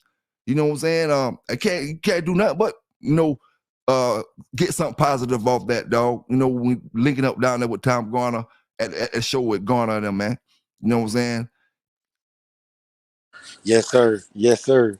And eventually, man, I want points from other shows to Peace. carry over into our stuff, man. You know, it don't have to be. I'm not trying to take nobody shine, man. We can shine together. You know, it's better to shine together. Yeah. Yep. You're right about that, man. And like Hey, they always say, listen, I'm kind of happy that like this right here needed to be spoke on. All this stuff we speaking on because I'm a man that believe in God, and God will open up doors for other people. Like I always say, this my saying. It's and if I'm lying, sunrise so it tell me I'm lying. A man can say 1,000 words, some knowledge out of one of them. It could be a knowledge out of some of them 1,000 words that he spit out his mouth. But if you listen long enough, you'll learn something. And that's all we trying to do is teach people that it's things that out here we can do to benefit dogs. And for him to say that I have one that's purely APB, and then I have something that for any breed that wants to be with it, that's amazing because you got to think about it. A lot of these shows are just APBTs. So to have a community of dog people, don't matter the breed, that's what I've been hoping for. Hey, I ain't gonna lie to you, dog. I ain't gonna cut you. I ain't gonna lie to you. I would have never thought in a million years back in the 90s that I'd be trying to do a dog show with the pit bulls. You know what I'm saying? I'm just keep it real with you. You know, I'm rolling them things. You know what I'm saying? But this ain't that era, dog. You know, and we get to the age where we get too old to be going to jail about some bullshit. You know what I'm saying? It just got to be, you know, if them boys 19, 18 want to go through all that, cool. But I'm speaking to my older brothers now. You know what I'm saying? We get too old for that shit. And right now, man, this ain't the game we used to. You know, a lot of brothers might take little breaks from the pit bull game, 10-year breaks, and they come back in. Dog, this ain't that game we used to, dog. This is a whole nother game these boys working with these days. You know what I'm saying? And then they have these older brothers who used to how it was back in the 90s, you know, getting jammed up in all different kind of situations. It's just crazy, man.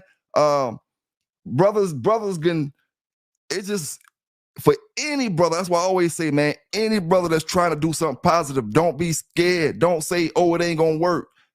I'm thinking, oh, I ain't gonna get enough people to like it. Everybody ain't gonna like it. They gonna think it's corny or something like that. Nah, man, put that shit out. Do that shit, man. You know what I'm saying? Because like the brother say, the pit bull, we ain't got the breed in a good light or something. So enough brothers got to do stuff to put the breed in a good light then. You know what I'm saying? What Samurai doing is one step. What another brother is doing is another step. Making t-shirts, giving brothers like back in the 90s and all that stuff. We didn't have all the wear and all the shirts and the hoodies and the hats and all that type of stuff. Where you seeing doctors, lawyers, these kind of people wearing them, basketball players wearing them, these kind of people wearing them, people that you don't consider gangsters and thugs and all kind of shit like that. You know what I'm saying? We didn't have all that back in the 90s. So it wasn't no advertisement and all that for regular people to wear pit bull stuff. When you see a old woman walking down the street, excuse me, fellas, but an old white lady walking down the street about 60-something years old, and she got on a shirt that say, some gonna like it or some ain't, or Samurai Bulldog joint, how his stuff is and all that, or the next brother who got the Bulldog stuff, and you like, oh, she too old to be talking about pit bulls. And when you look at her, now you're looking at her like she cool as hell. You know what I'm saying? Because, man, right now we in a different society, we in a different era, and brothers got to take advantage of it. You know, we gotta put this breed in a good light. You know what I'm saying? If the breed is never gonna be in a good light if we just keep riding on the same story forever. Hey, PBK, I got to address brother Cure Hunter Kennels in the chat, man. I would say first, bro, you're very opinionated, and PBK did put the link in the chat, and I'm a very cordial person with some kind of decorum to me. If you feel a certain way, man, I would love to talk to you about it, because one thing that cannot be interpreted through your comments that you can actually get by vocalizing it is your tone and volume. All right. And then Brother Blue said, don't bring that BS to Bladen County.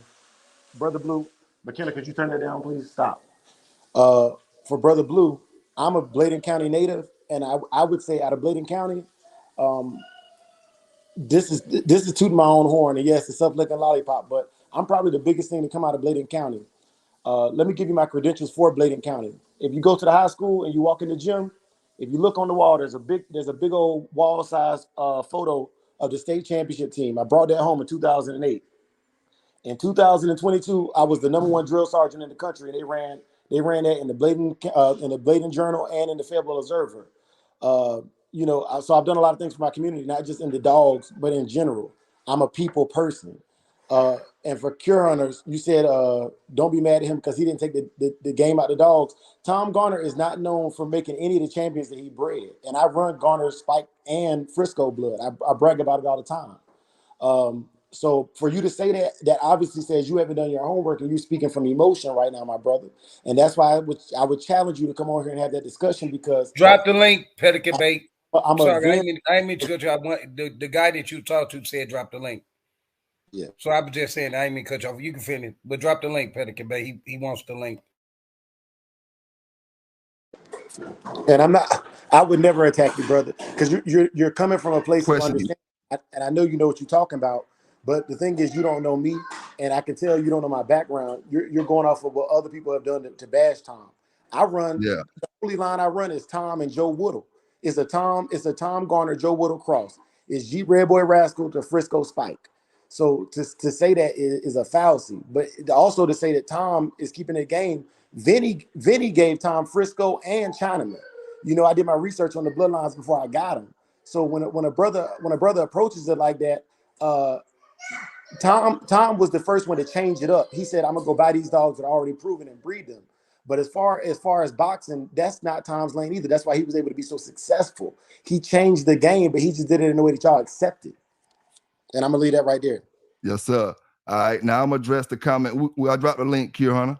I'm gonna address the comment you was saying about we was forced out the game, and don't force the other game dog men out the game. Now I'm gonna address for myself. I wasn't forced out the game. I can have dogs. I can. Hey, if I wasn't up here talking about these old school stories and none of that type of stuff, you wouldn't know. You probably wouldn't know nothing about me. You know what I'm saying? I'm not forced out the game. If I want to be in that game, I could be in that game. That's not the game I want because I done been to the highest point of that game. I done lost my dogs. I done seen, before I lost my dogs, I seen that half the people in the dog game talk like motorcycle racers. You know what I'm saying? They talk all day, talk for hours, ain't really about that shit. And they brought all that talk to Facebook. I seen that before I even got out the game. You know what I'm saying? I was never forced out the game. Right now today, if I want to do anything, I could do something. You know what I'm saying? But I'm speaking from the truth when I say I don't want my brothers to lose your dogs. Because, when you come home and you walk in your backyard and every damn chain you got, all your dogs gone, your chains, your water buckets there, all the food still there from yesterday if they didn't eat nothing. And now you're looking at where Jimmy Jack at, where Bill Jack at, where that Jeep dog at. Man, that shit a hurtful fucking feeling, son. I ain't talking about somebody stole your dog or your dog died. I'm talking about you made a mistake. Them folk just came and wiped all your shit out at one time. Not one dog, not two dogs. So that's why I try to bring a little bit of light on that end, dog, and bring some attention on that end to brothers. You know what I'm saying? I will never force out the game. You know what I'm saying? Now you got other brothers, like I say, I can have dogs. I get up here and get around all my dogs. And like I tell brothers, when you make mistakes, do the right things and show them folk. If they told you couldn't have dogs, give them a reason to say you can have dogs again. You know what I'm saying? If you take that risk. You got social media right now. Take that risk. If everybody got nuts, these folks say I can't have dogs. But I made this 1-hour video to show that I'm a different man, that and the 1-hour video can show you dealing with people amongst the community, showing you doing this, showing you doing that with your dog. It can show anything, but it's showing you a changed person. You don't always have to live on that same mistake that you made. Any person that keep living off that mistake is only a jackass. You're supposed to learn from them. You know what I'm saying? You're supposed to learn from them. And check this out, right, Cure Hunter. Who to say I ain't doing nothing? You know what I'm saying? So at the end of the day, I gotta walk that walk that I'm up here talking. You know what I'm saying? Because them folk might listen to my videos and listen to all this stuff and say, oh yeah, he talking this talk, but he out there rolling them dogs. He's still out there rolling them dogs. You know what I'm saying? He think he fooling this person. He think he fooling that person. You know what I'm saying? But he out there still rolling them dogs. He's still rolling them dogs.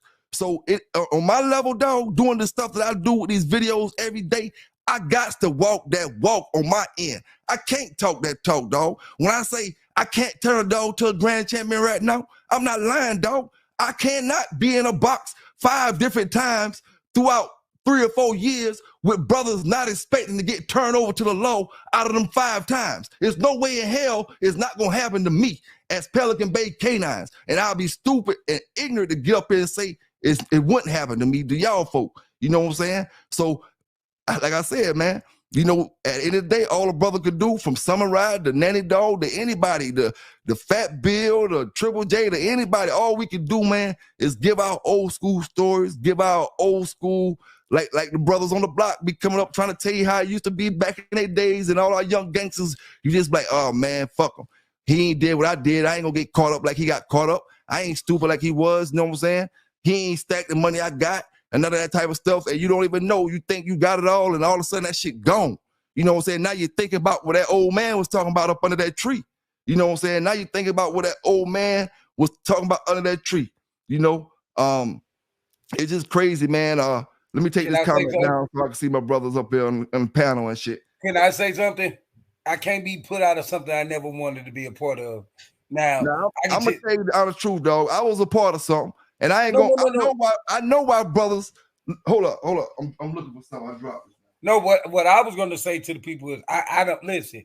My mentor, my uncle, told me everything about these dogs. I seen dogs, rest his soul, who was missing pieces of their skin. So, as me being a real dog lover, I don't want to do no dog like that. Listen, man, I ain't gonna lie to you. I'll be a hypocrite if I say I didn't like to don't jump in the thing or whatever. And the way that thrill, dog, it ain't too many things outside of a woman gripping you and giving you some good loving that can stick up to that thrill of your bulldog kicking ass. And I don't even know if that woman on you giving you good loving can stick with that. You know what I'm saying? That shit is a rush, dog. If you into that type of stuff, you know what I'm saying? Yeah, but the thing is, so my thing is, I'm not into that. Oh yeah. That's not my cup of. That's not my cup of tea. So whenever you try to get them brothers your opinion on that, they'll say, you know, you was never into it, so they're not gonna. I know, but listen, it don't matter. Listen.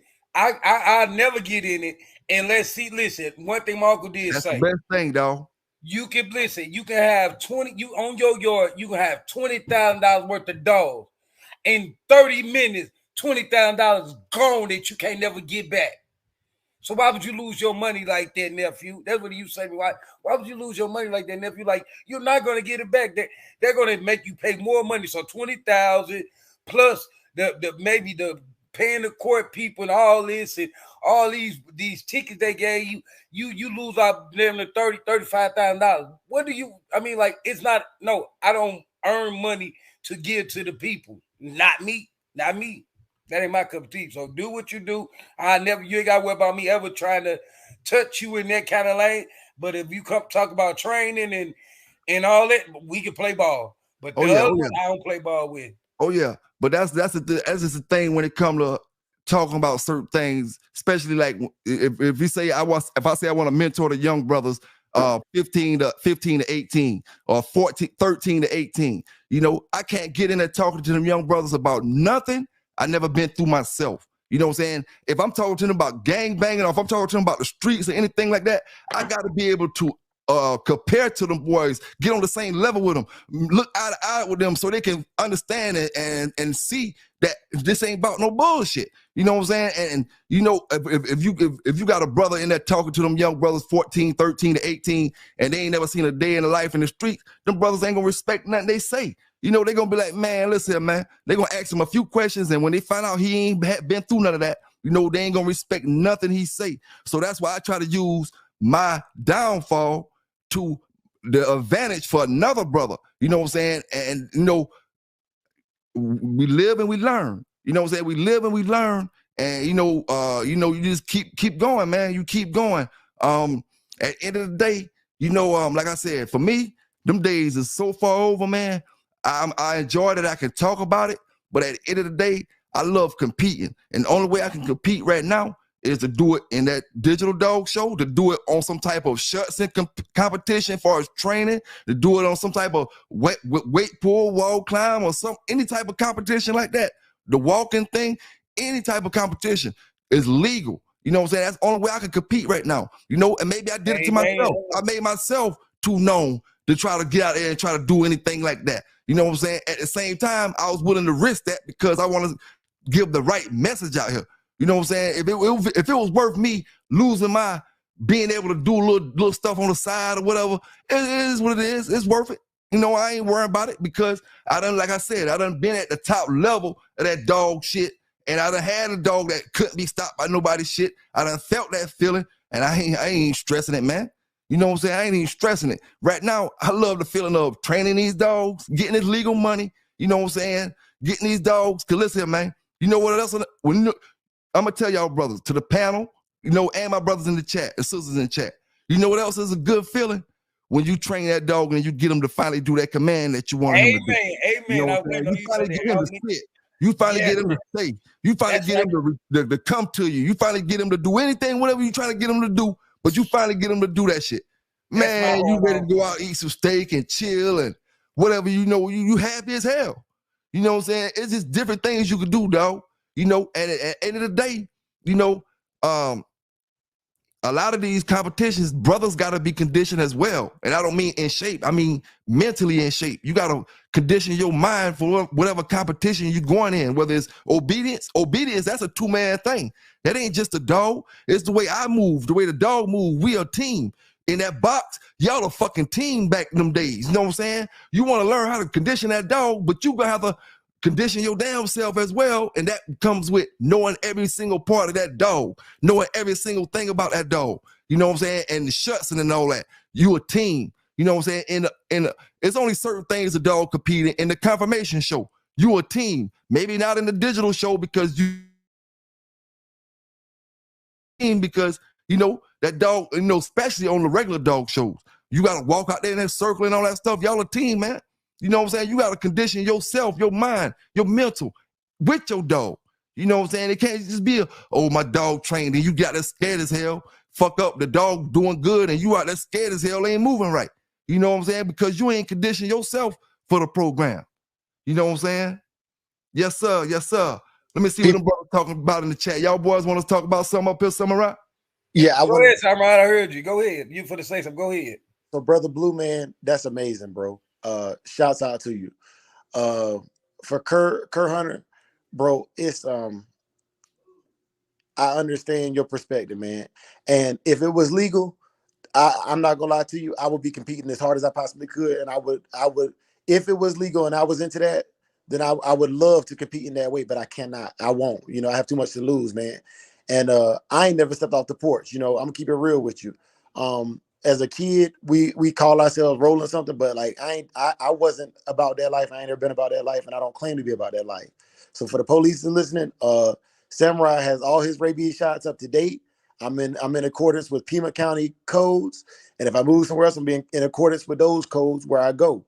But I'm a man of blood sports. I love boxing. I love UFC. Y'all see me training with the swords. I just got a bow and arrow and shot a hole in my wall downstairs today. You know, because I'm gonna learn how to use a bow and arrow too, and I'm gonna start bringing that to the game. You know, I don't knock what you do, man. What you do is what you do. But I will say this: if you're doing something that you can't speak about, keep it G. Real G's move in silence. You know, we're talking about things that are above ground that you can talk about right now while we're here tonight. And all the dogs that I bred them based upon their lineage and what I was told the lineage could do. You know, that's why I run a heavy amount of Bully Son in the breed, because the stories about Bully Son, they were true. Everything that I heard about Bully Son gave it to my mix. And I don't need to combat them to see it. You know, they said Bully Son was a biter, and they said Chinaman was an excited biter. Those things are I've proven them in another way. Okay. But yeah, man, like y'all boys who are underground, be underground, do your thing. But just realize that can't be talked about until it's long done and the statute of limitations is over. You know, that's your thing. Yeah. And you know, there's a lot of chats where you can talk about that, you know, but even those chats are getting wise because you're putting yourself out there and you don't have to. The people that need to know about you, they gonna know about you. Mm-hmm. People that don't need to know about what you're doing. For my digital dog shows, for people who want to be above ground and want to deal with the general public, they're civilians. I look at the dog game just like you look at the gangster game or the military game. We don't wage war on civilians. But once you pick up that rifle and point it down range, you're a combatant now. Yeah. And you get all the smoke that comes with being a combatant. That's the way I look at life. I'm a very, very violent person. I'm a very polite, violent person. I have 462 confirmed kills on my decorations from Afghanistan. And I say that not to brag, but I'm telling you, it's don't think that polite people can't don't mistake kindness for weakness. There's a difference between a harmless individual and a harmless dog, and there's a difference between a peaceful dog and a peaceful individual. My dogs and I are peaceful, which means we have the propensity to cause harm, but we choose not to unless the need for necessary force is there. It's called LOAC, the law of armed conflict. You raise the level of aggression to your aggressors. So if you are aggressive toward me in a verbal way, I'll be aggressive back. And I'm really good at it because I only typically use anecdotal, which means evidence that I've seen with my own eyes, anecdotal evidence or statistical evidence. So when people talk to me and they argue with me from emotion, they're gonna make themselves look real bad, because I'm not gonna let how I feel about what you're saying affect how I view it logically. Yeah. Logic is a masculine trait, and PBK, I hate to go all spiritual on your channel, bro, but Do your thing, man. I'm a subscriber to the 5% Nation. Divine mathematics. One is knowledge that represents the man. He sees things for what they are and how he interprets them. Wisdom is the woman. That's number 2. A woman uses the knowledge given to her by the man to make wise decisions and to give him counsel. Understanding is 3. That's the child. My children have to be understood, and I have to give them understanding, and they have to give me understanding back so that I can move forward. And each one of these numbers in the divine mathematics are how I live my life. So when it comes to talking about these things with people, I typically, if you ever watch any of the stuff I do, I'm typically going to give you a reference. And if you can't reference it and it's just your personal opinion and nobody has seen it, it's really hard to stand on that because it lacks credibility. You can't go buy a car with no credit and think you're gonna get the same deal as somebody who has shown and paid the cost over the years of paying bills. And that's the same thing in this dog game. You might be the realest one, but that credibility comes from surviving long enough to build the credibility for whatever you get into with these dogs. That's whether it be positive or negative. If you earn negative credit or bad credit, then you're gonna reap the benefits of bad credit. If you earn positive credit in this game, then you're going to earn the positive benefits of having positive credit. And that's all we're seeking to do with the Digital Dog Show. And I'm going to yield the mic. Yes, sir, man. I agree with that. And I feel everything you're saying, man. I agree with that too. I was looking at a lot of stuff down in the comments, over the past few seconds or whatever. One thing I will say, and like I always say, I got to keep it real with brothers, because brothers feel like you trying to always talk bad about something and different things.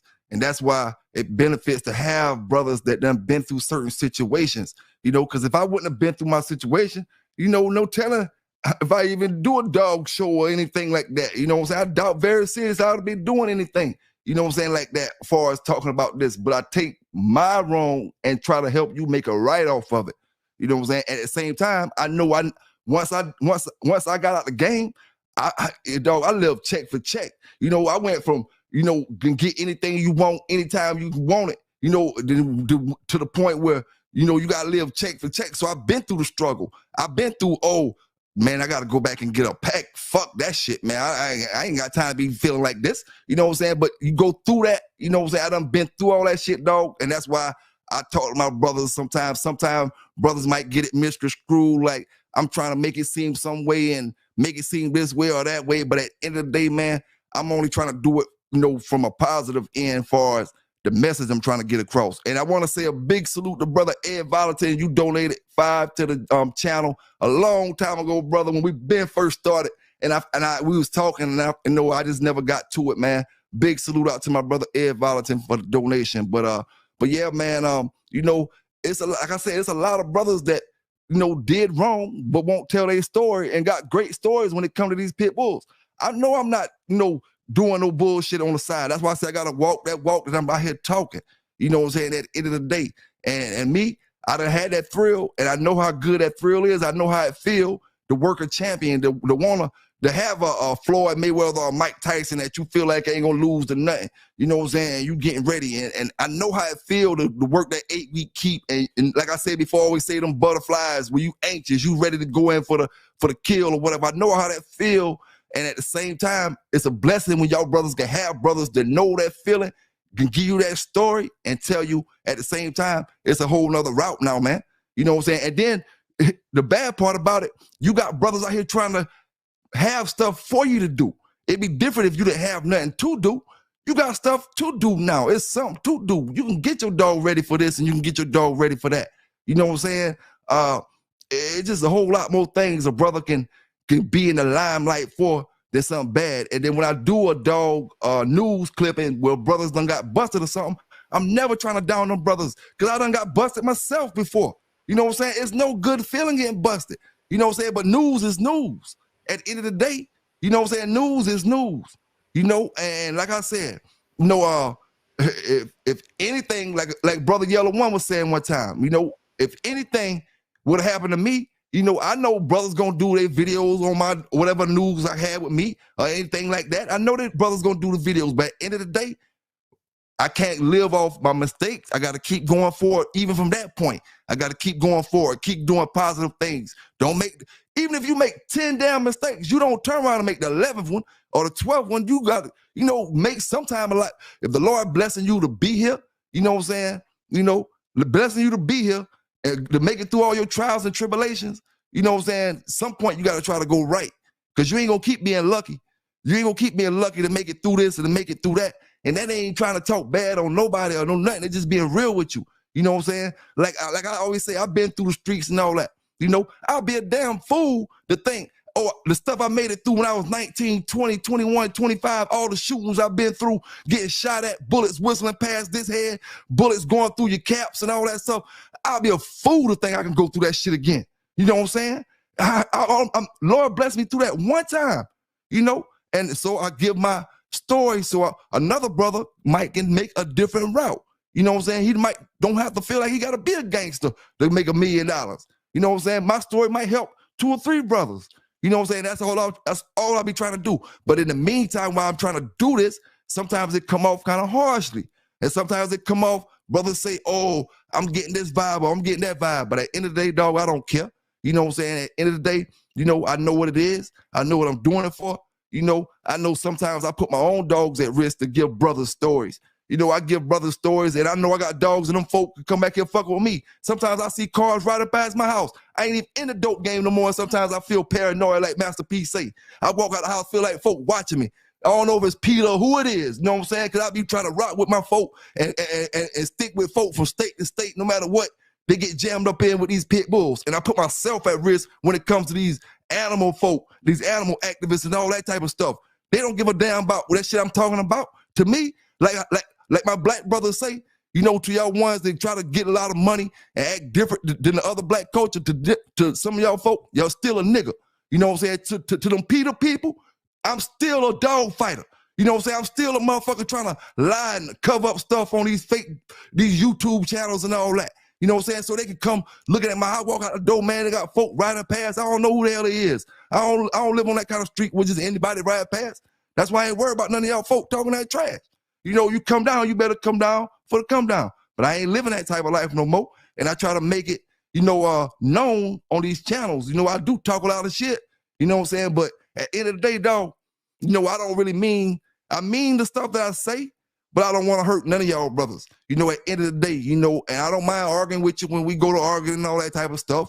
You know what I'm saying? But at the end of the day, truthfully, I'm real when it comes to that type of situation. When you real with that situation, you don't got to say it.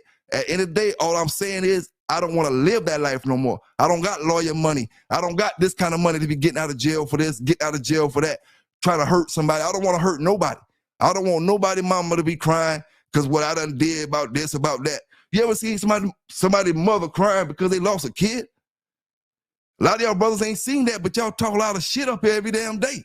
You know what I'm saying? At the end of the day, and that's what I try to bring to my channel, awareness when it comes to these pit bulls, because they got the pit bulls entangled in the whole streets now. So you got to talk about that type of stuff. You can't just talk about pit bulls alone, because the pit bulls ain't alone in this game. You got this, that, this, and that, and this and that. You know, so you gotta talk about that type of stuff and let brothers know. And at the end of the day, brothers, you know, make their own decision, whatever they gotta make. You know, whether it's some shit you got from Samurai channel, something you got from Nanny Dog channel, something you got from my channel, or the next brother channel, like I say, Fat Bill, Triple J, Going Hard, any of them brothers channel. You know, but you gotta use it to your advantage. You see brother Going Hard, how he got jammed up. You know what I'm saying? Use it to your advantage. You see how the brother Buck got jammed up. Use it to your advantage. Even if you rock with them brothers, however you rock with them brothers, use whatever the mistakes they made to your advantage so you won't make no mistakes. You know what I'm saying? That's all it is to this game. And brothers can last and have these dogs 30 and 40, 50 years. You could be talking about these rascal dogs y'all want to talk about in the chat. And these red boy dogs y'all want to talk about in the chat. But if you don't last with them, we ain't going to be able to talk about them. We're going to still be doing our YouTube channels, but we're going to be talking about what the dogs was in 2024 or what they was in 2015. You know what I'm saying? Because brothers going to be losing them, man. I mean, if brothers wasn't losing $30,000 a year, we wouldn't have to talk about it. Shit, it's more than that. I don't know why brothers losing so many game bred, tightly bred, great bred dogs on a yearly. You know, we have to talk about different subjects and different things and all kind of stuff. You know, and while I got my brother Nanny Dog up here and Samurai, I want to mention something else I said on the chat last night when I went out. Brothers got to start representing these brothers from other breeds, man. These brothers be in these chats, these brothers like the Cane Corsos, the Presses, these boxers, the brothers like all the breeds and sisters like all the breeds, but they don't get the same support that they supporting us with. We got to start supporting, just like you say, community-wise. You know what I'm saying? Any of my people that start channels and stuff like that, if I see you with your channel, I'm going to try to support you. You know what I'm saying? I don't care if you got three subscribers, 5 subscribers. Supreme, what's going on, big homie? I see you down there. Yes, sir. Yes, sir. I don't care how many subscribers you got. I'm rocking with you if I see your channel pop up. Hey, you know what I'm saying? We got to support all the breeds of dogs, man, because a lot of brothers support us. They take the bullshit that we talk about, they breed. You know, they take it and they come back and still support us again. You know, we got to just support them brothers, man. You know, go ahead. Well, Pelican Bay, I don't talk about other people dogs. I don't talk about different breeds. If you really pay attention to my channel, that's not me.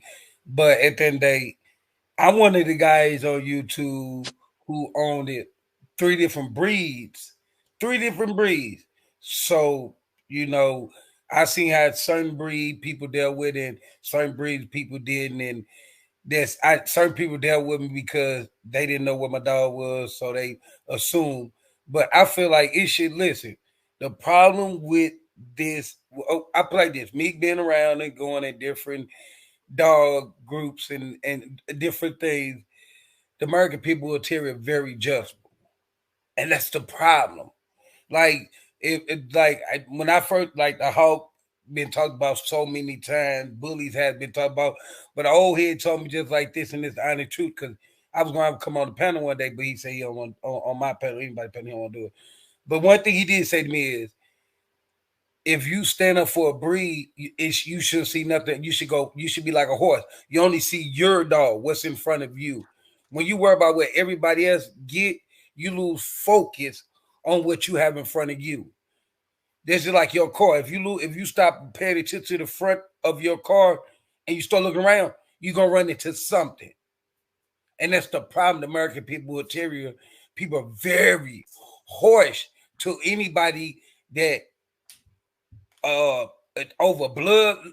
I want to say this over bloodline, over phenotype, over color, over it's so much that it's ridiculous. And at the end of the day, they say we want to stick together.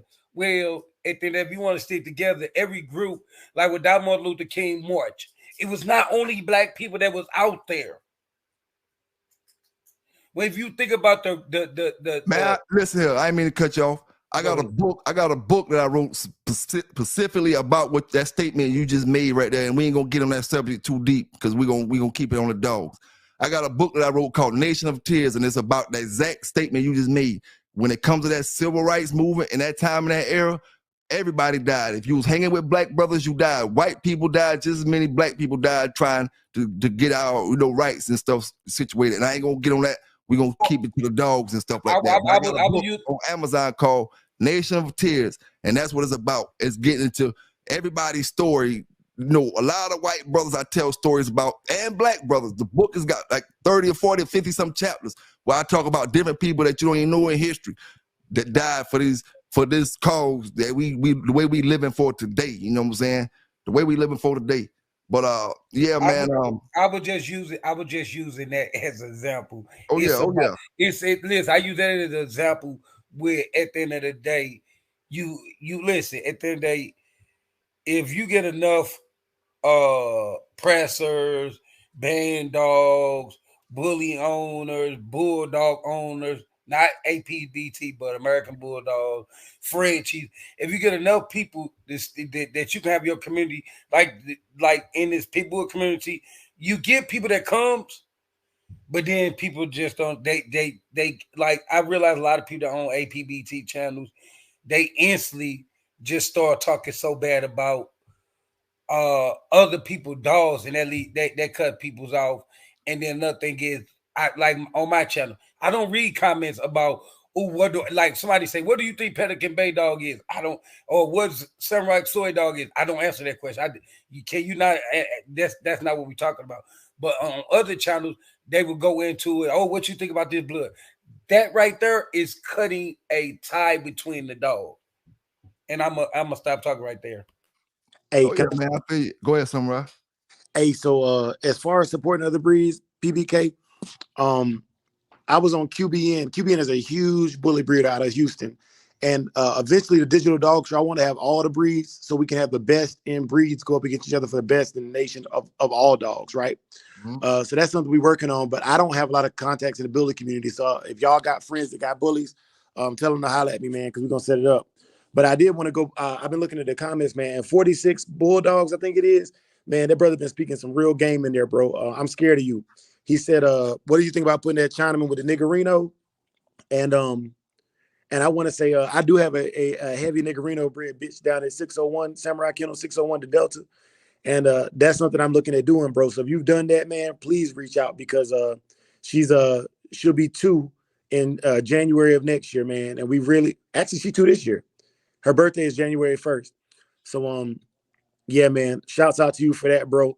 PBK and Nanny Dogs, man, like, I don't want to detract from all the positivity y'all bringing, bro. But these brothers said they want to talk dogs, man, and I want to oblige them whenever y'all ready. Oh yeah. Shit, I'm with them, man. Shit, we all. What's going on with y'all brothers down in the chat, man? Full Bite, I see you down there. Full Bite Kennel. Yeah, them boys said they want to talk some dogs. Eli is a good bloodline. It is a awesome bloodline. Awesome. So what's the best smoking Eli dog right now today? I'm talking about if a brother giving me a good picture or brothers that know about the dog. I don't want to know what stories he got. Just a great Eli dog. When it comes to confirmation, when it comes to looks, when it comes to everything about him, really. You know what I'm saying? So I'm partial. Yeah. I'm partial to anything Skull Maverick, bro. The Maverick dogs, to me, they're a little bit more barrel chested, a little bit more staffy looking, but these are purebred American Pit Bull Terriers. But I love the Maverick stuff, bro. Okay, let me ask you something real quick. Me too. I gotta show my ignorance right now because I don't know and I want to learn. I kind of know what it mean. Because I put it together. But what barrel chested mean? Okay, so typically with the American Pit Bull Terrier, if you look at dogs like Chinaman, he had a deep chest. It went down to just above his elbows, and that's part of the conformation standard. But with that barrel chested, you're actually getting that more of that bully look. It can even have the elbows almost projected out as opposed to having them straight legs that you're used to. The bully son dogs, the Maverick dogs, they have that more of a bulldog phenotype than some of your houndier looking dogs, your Red Boy Jocko, your Red Boy Jeep Rascal dogs. And so when I look at a barrel chested dog, I'm looking at a dog that almost looks like he's doing a push up. Wide chested. I've seen a dog with literally split down his chest like a human being, just built like that, but yeah. the legs were still correct. And I've seen that a lot in the Maverick dogs personally, the ones that I've seen. Okay. And the Maverick stuff. So would JD be considered a barrel chested dog? Yeah, man. So JD one, I told you when he was a puppy, I knew that was a Mayday dog. I texted you and said, "Hey, man, that's a Mayday dog." And you said, "Yeah." The phenotype of that dog, I call it the action figure look. The small back end, large barrel chested dog. But that dog also has what my mentor calls a loggerhead. I love that look. And with me doing the crazy stuff I do, the bite work, typically those dogs, when I'm breeding my dogs, man, other than just for conformational standards. Yeah. I'm looking at a dog that's gonna make a decoy tap out. I don't want a dog that the decoy is gonna want to play with all day because that dog is a joke to me.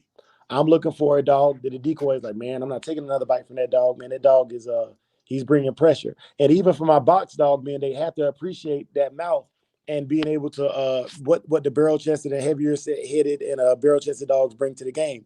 That thick brisket area, that's all power to drive in and actually hold prey. If you're doing hog hunting, same thing. A lot of those dogs can get winded very easily, but those barrel-chested dogs are typically, just because of their wider base, are typically just have a better way of keeping four paws on the ground. Yeah. Okay. I have to agree with you. I mean, like with them dogs, like that's a phenotype I like, because at the end of the day, don't matter if you, they pull game is just so sick. They pull game is so sick because they chest is wide enough for them to spread their arms out and pull back. Like I love that. Like that right there is that's what I love about them. Like when a dog chest is like pushed in and they legs real close to each other, I don't like that because they really don't have that much pull to their game.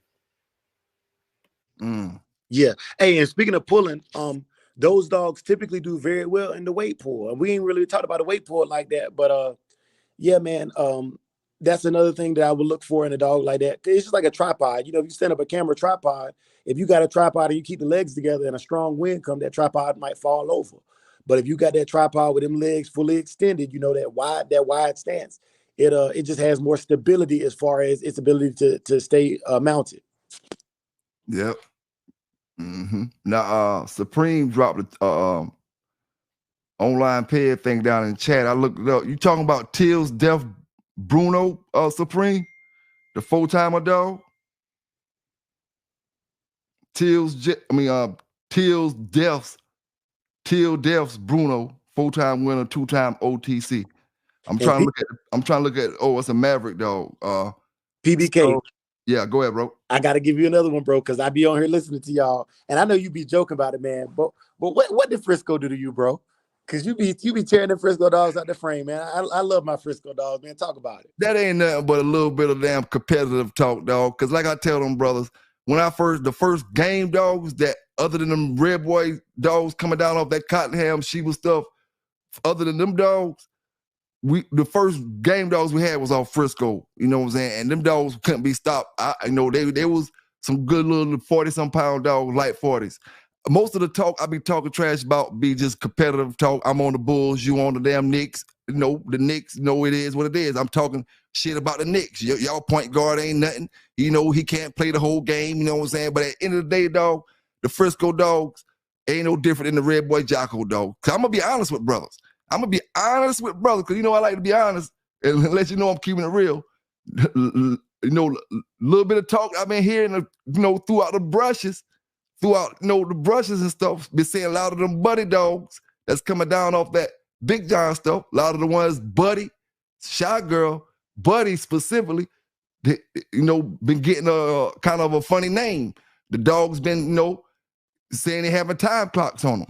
You know what I'm saying? Yeah. And that's just a little word I've been getting. So when it comes to the Frisco dog, I know one thing about them. They got big teeth. They athletic dogs. Naturally, they athletic body. Their body structures are athletic most of the time. You know what I'm saying? I have no real beef with them. You know what I'm saying? Only beef I have is a competitive beef. You know, I get with Garner. He talk about his dogs. I'm just content. We talking about dogs and chilling. I ain't got no beef far as because I don't like his dogs or next man dogs. I'm gonna get on your yard and look at your dogs and vibe with your dogs just like I do the next man, far as that type of stuff. And honestly, dog, I had a Frisco dog. I had a Kuma and I can't think what the bottom half was. It was coming out off that Cottonham Red Man dog. I want to say not directly off of him, or maybe off one of his sons or something on the bottom. It was a red nose. And this was like modern day times. The dog had a perfect physique, you know what I'm saying? Active, like a mile on a chain, running in circles. You know what I'm saying? Had a good long muzzle on him, nice wide head, a kind of chocolate colored dog. I want to say it came off of a Kuma, you know what I'm saying? But at the end of the day, man, you know, I like the Red Boy Jocko. I'm just raised up off of it, you know what I'm saying? And then I was blessed to get some good dogs at a young age. I seen a lot of losses with that Red Boy Jocko stuff. I'll be lying to y'all brothers to say, oh, that shit dominating that Jeep or that Chinaman or whatever. Nah, man. Listen, over the years, if you say, if I'm talking about 1 year, yeah, I might can say something about 1 year. But we talking about 30 years, man. You see a bloodline go up, down, up, down, up, down. You see brothers saying, oh, they doing this. Now you see brothers saying they doing that. Or now brothers saying, oh, only these people got champions off of them. You know what I'm saying? Or this or that about them. You know, you go see so many different things about the lines that's your favorite line over a period of time. You know, even the Garner stuff. At one period, you know, maybe that stuff was unstoppable. And it still might be unstoppable in your area, you know, because a lot of brothers, you know, dogs don't see certain areas. Dogs only see the areas that their owners take them to. You know what I'm saying? So a lot of times when we talk trash about a dog, you know, certain dogs can't be stopped in certain places. You know what I'm saying? It don't mean that they ducking or dodging. It just mean no dog can be all over the world at the same damn time. You know what I'm saying? And like I say, man, the Frisco dogs, I think when it comes to a dog man and when it comes to breeding and when it comes to keeping his genetics flowing in his dog, Garner did a good job. I think, and this is not trying to dick ride or nothing, because y'all know I do talk shit about Garner's dogs. You know what I'm saying? Because at the end of the day, I came up on this right here, I came up on this statement. When you ask me, do I like the Frisco dogs? Yeah, I like them, man. Go get you one. You know what I'm saying? Because they're going to keep that money in my pocket. You know what I'm saying? Back in my days, that's the motto we came up on as Red Boy Jocko man. You know what I'm saying? And, you know, like I said, man, we kind of came up in the era, you know, you're not too much younger than me. We came up in the era where we didn't always have the internet. So when you don't always have the internet, you really have no access to these millions of dog brothers that we got now. So you kind of make sure you stick to whoever doing right and whoever got the right stuff, and you stick with them and you make sure you hold it down with them. You know what I'm saying? So I had the Garner stuff. I liked that, but you know, I had some bad luck with it. And one thing I will say, Samurai, when I had the Garner stuff, I was greener. You know what I'm saying? I was greener as a dog man. That's another thing that makes a difference. When you're not a well-seasoned dog man and you get a dog that a well-seasoned dog man should have, you as a green dog man, you make all kind of mistakes with the dog. I get that Frisco dog, I'm supposed to do this with it, I'm supposed to do that with it. I'm doing completely the opposite. You know what I'm saying? Ruining the dog. And then I get out there, get on my show and say, oh, the Frisco dogs ain't shit. You know, but I got to finish that story. When I get up there and say that, I got to finish the story by saying I was 18 when I had the dog. You know what I'm saying? The Frisco dogs that we had, when we had them, I'm going to tell you, I did have some dogs off Dynamo in my later years. I had a dog off Dynamo that he was all right. He was all right. I'm not going to lie about it. He was all right. And we had one off Bobby Peru in my later years, you know, and that dog was all right. You know, we bred him with a dog coming off of Walkmall's Country. We bred him with that male. And they made some little long-looking sausage dog puppies, but I ain't never seen them when they got grown. But anyway, love the Frisco stuff, man. All the talk I be talking is competitive talk. You know what I'm saying? When I talk about Garner, with that dog we had called Black Chance, that's only personal because we bought that dog from Garner. And I'm kind of curious now as a grown man, why did he sell us a champion? You know what I'm saying? I'm kind of curious because I look at it now. If I was selling somebody a champion, because during that time, Garner would have been the age that I am right now. You know? So if I'm selling somebody a champion right now, you know, why would I sell it to him for $1,500 or $2,000? You know what I'm saying? So that's the only question I ask. It's not even saying that the dog wasn't a champion or he wasn't good. I just think the dog may have been sterile. You know what I'm saying? Because we could never get puppies off the dog. You know, and that's why I think he maybe sold us the dog, because maybe he was getting to the point where he couldn't get no puppies off, or he was just throwing one pup now or something like that. Because we could never get no pups off of him. So that's the only thing I really asked him. Oh, go ahead, bro. Hey, so I did want to jump in on it because you say you're Dynamo. Yeah. So the Garner line that I really like the most is Dynamite. It has a lot of controversy with that. And this is what people don't realize, bro. I also got a shout out to it's a brother in the chat, man. PBK, he been going him. I gotta give him a shout out. Eric Watson, bro. Eric Watson been preaching right now. So shout out to you, Eric Watson. But Yes, sir. Yes, sir. with Dynamite, the rumor is that there's Red Boy, the Cottingham Red Man stuff in Dynamite. And this is my thing, why I ran to it as opposed to running away from it. One, because I don't box them, that don't really matter. But I look at it like this. I was raised like you. In the Carolinas, I was raised on Red Boy Jocko. My mentor, he would talk junk about it. If it was Red Boy Rascal, it was cool. But if it had that Jeep in there, he didn't like it. And he hated Frisco dogs. He said, the only thing he said good about them was when you get a good one, you got a good one, but they're not consistent. That was what I was told as a child, right? Yeah. So moving forward with that, I ran to the Dynamite stuff because I was like, oh, okay, well, some people saying, well, it's got Red Boy in it. And I'm thinking to myself, that's what I was going to do with it anyways. So if I can go buy a dog that's already crossed up how I want it, you know what I'm saying, and have that, cool. You know, because the papers don't make the dog make the papers. And the second thing is rumors work like this. I had a girlfriend of mine when I was in high school, right? We broke up and she went and told everybody that I ate her booty. You know what I'm saying? Yeah, I said I ate her booty. And this back when MySpace was popping, man. And I was like, man, I'm ruined. I can't go to school, you know. Do you know in my inbox, I had about 30 girls hitting me up because that's what they into. And so when you know what I'm saying, regardless whether a rumor is true or not, and that rumor ain't true, let me go ahead and say that for y'all brothers in the chat, because y'all brothers like the roaster brother. But for the when a rumor like that come out, that's when you find the people that's for them dogs. Mm-hmm. And then as far as selling you the champion, I wanted to address that real quick too. I was talking to brother Big A this morning because I got a litter of puppies in the backyard right now. I got 2 of them that survived out of a 4 puppy litter. And I told Big A, I said, Big A, if one of these puppies is a female and that puppy is easier to train than the mama, that mama getting sold. I don't care how good of a mama dog she is. Because what I'm trying to do is I'm trying to increase the potential of my bloodline. And so if he sold it, that means that whatever he had on his yard, that dog wasn't, because Garner, I'm not going to Tom Garner know what he's doing. He breeding, you know what I'm saying? Mm-hmm. Like bred enough dogs to have an eye for it. I understand why he would let a champion go, because I had a dog named Hendrix that was gamer than Saki, but he was just fight crazy. And that doesn't work for my program. So if you got a dog that don't work for your program, I don't care how good it is. If I don't do what you're trying to push forward, I would let it go. And I'm gonna drop the mic on that one. Yeah, you're right about that, dog. You're right about that. And the one we had coming down off Dynamo, he was a red nose, orange color red nose. But when I was talking about it, not before I really looked at the pedigree, because when we got the dog, it wasn't my dog, it was my homeboy dog, because I wasn't a Garner fan at the time as far as his bloodline.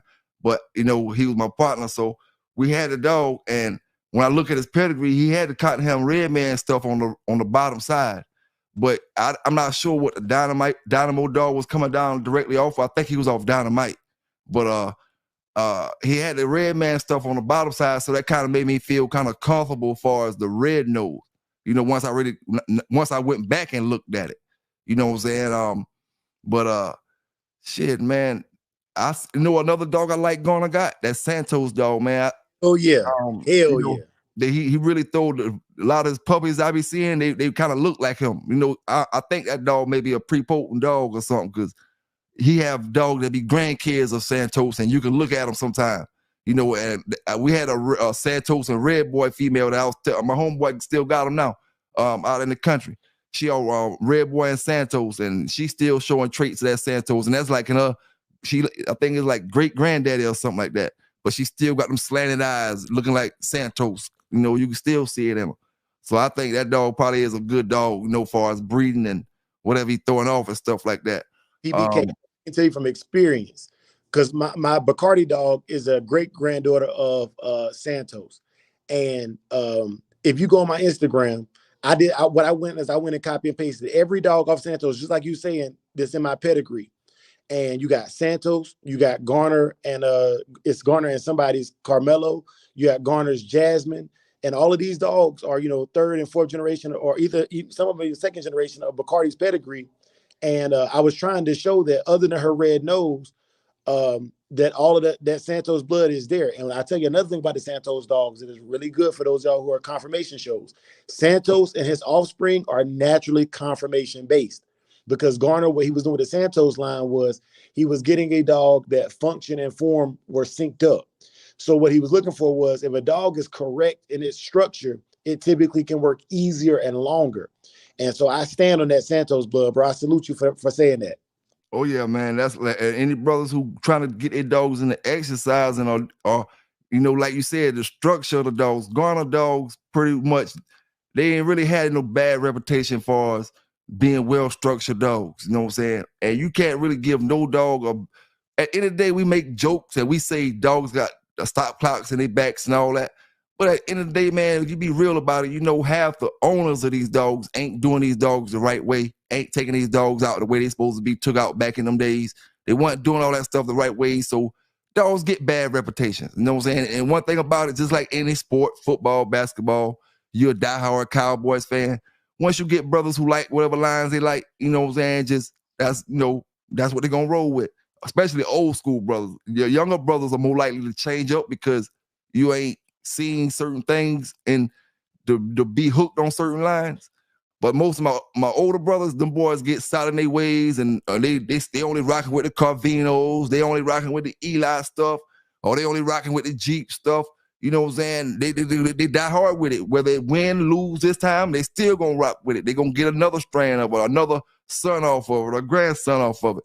You just have some brothers that be like that, but I guess that's how it felt with me with the Eli stuff, the Garner stuff. I was kind of in the Red Boy Jocko area with the Red Boy and Yellow and all of them, and it's kind of like being in that area. It's kind of like being a Cowboy fan, but you living right there by that damn stadium. You know what I'm saying? You living within 7-8 miles of the stadium. It's kind of hard not to be a Cowboy fan then. You know what I'm saying? You have too much stuff right there. I got all the dogs right here in this area, so it kind of, a lot of brothers kind of flocked to that Red Boy Jocko back in the days, and you seen a lot of good things coming from it. And like I said before, what we never realized, that we never paid attention to, was a lot of the dogs that got outdid, or a lot of the dogs that we thought was bad. Sometimes it was because the keep they was on. Sometimes it was because they came in on a wrong program, or however it was. It wasn't always on the dog, but the dog always took the blame. The same way the pit bull take the blame for a lot of the stuff that going across this country, they take the blame for them losses. When all the time, I tell you right now, I made a mistake on my loss when I did, one time when I didn't bring him out on the right time. I was supposed to bring him out. I made a mistake. So I know I'm the reason that dog lost. You know what I'm saying? At the end of the day, now, when the brothers go out laughing and talking shit, oh, Pelican Bay lost, but they wouldn't have knew me by Pelican Bay then. They would have just knew me by my street name. But I'm just saying Pelican Bay lost. Now they've been talking shit about the blood just because I didn't do it right. You know what I'm saying? So at the end of the day, man, one thing I can say good about that Frisco stuff, that Garner stuff, that Chinaman stuff, anything you trying to do, that stuff is making athletic dogs. And especially, I can imagine if brothers was using it for shuts and that type of stuff like that. I got a brother that do that type of training and stuff too, and he use them dogs that coming off of chemo. Them brothers and sisters using them dogs that coming down off that chemo stuff. And man, them dogs make great structured dogs. You know what I'm saying? Especially for that sport. And they're gonna be great in the other lane, for the lane that nobody does no more. Hey, yeah, go ahead. So, bro, you said something about not knowing how to work them, and I got to give it a Cure, brother Cure. I can't remember Cure something Kennels, man. I can't remember your whole name, bro. I'm not trying to insult you, but he said the dog man can put wind in their dog. That is a true statement. Just like conditioning an athlete, if you know what you're doing, you can bring it up to its maximum potential, bro. That's a true statement. And PBK, you said something about that chemo dog, and I'll tell you right now, I'm scared to use that line of dogs or the yellow Red Boy Jocko dogs for protection work. And I have a pure Red Boy Jocko dog from Ready Red. It came straight from Walk'em to him to my hands, right? And so I'm scared to use them because of their drive. The chemo dogs and the Red Boy Jocko dogs, for those of y'all who do watch me and know that I do bite work, it's certain lines I won't use because I think they are their abilities, what I've seen with their athleticism, their abilities, their intensity level, I don't feel comfortable doing it with my skill level. And that's another thing I do. I'm glad you brought it up, bro, because I don't have the skill level to raise a dog with that potential. Like that yellow dog you got, that mellow yellow dog. Yeah, nah, bro, I couldn't do it. She looks like a walk dog, And yeah. so my dog, what the hell is her name? Damn, I done had so many dogs, man. Oh man, Dior, that's her name. Dior. She's at Apache Kennels right now because she don't fit on my yard. She does not fit. That dog is fight crazy. That dog wakes up in the morning and growls at people when I can feed her in the morning. But Apache, he said, Drake, that dog you sent me, that dog, I had to give her about 5 minutes in the morning to just run circles on the chain and smell me before I go over there and feed her because she had grabbed me by my pants leg. You know, a very intense dog. And the chemo dogs that I've seen were like that. You know, if you're a strong dog man, I'm not that strong of a dog man. I know my limitations. And yeah, you made that point very, very clear, bro. And I just want to say, man, bringing up the chemo and the Conan stuff, I would never use that for bite work. Never. And I'm going to yield the floor. It was they real serious about it. But you know, one thing I started training Mellow Yellow with because dog, I felt like with the Red Boy Jocko dealing with that line a long time. That line, you know, some of them walk dogs been aggressive lately, and that's coming from the inbreeding.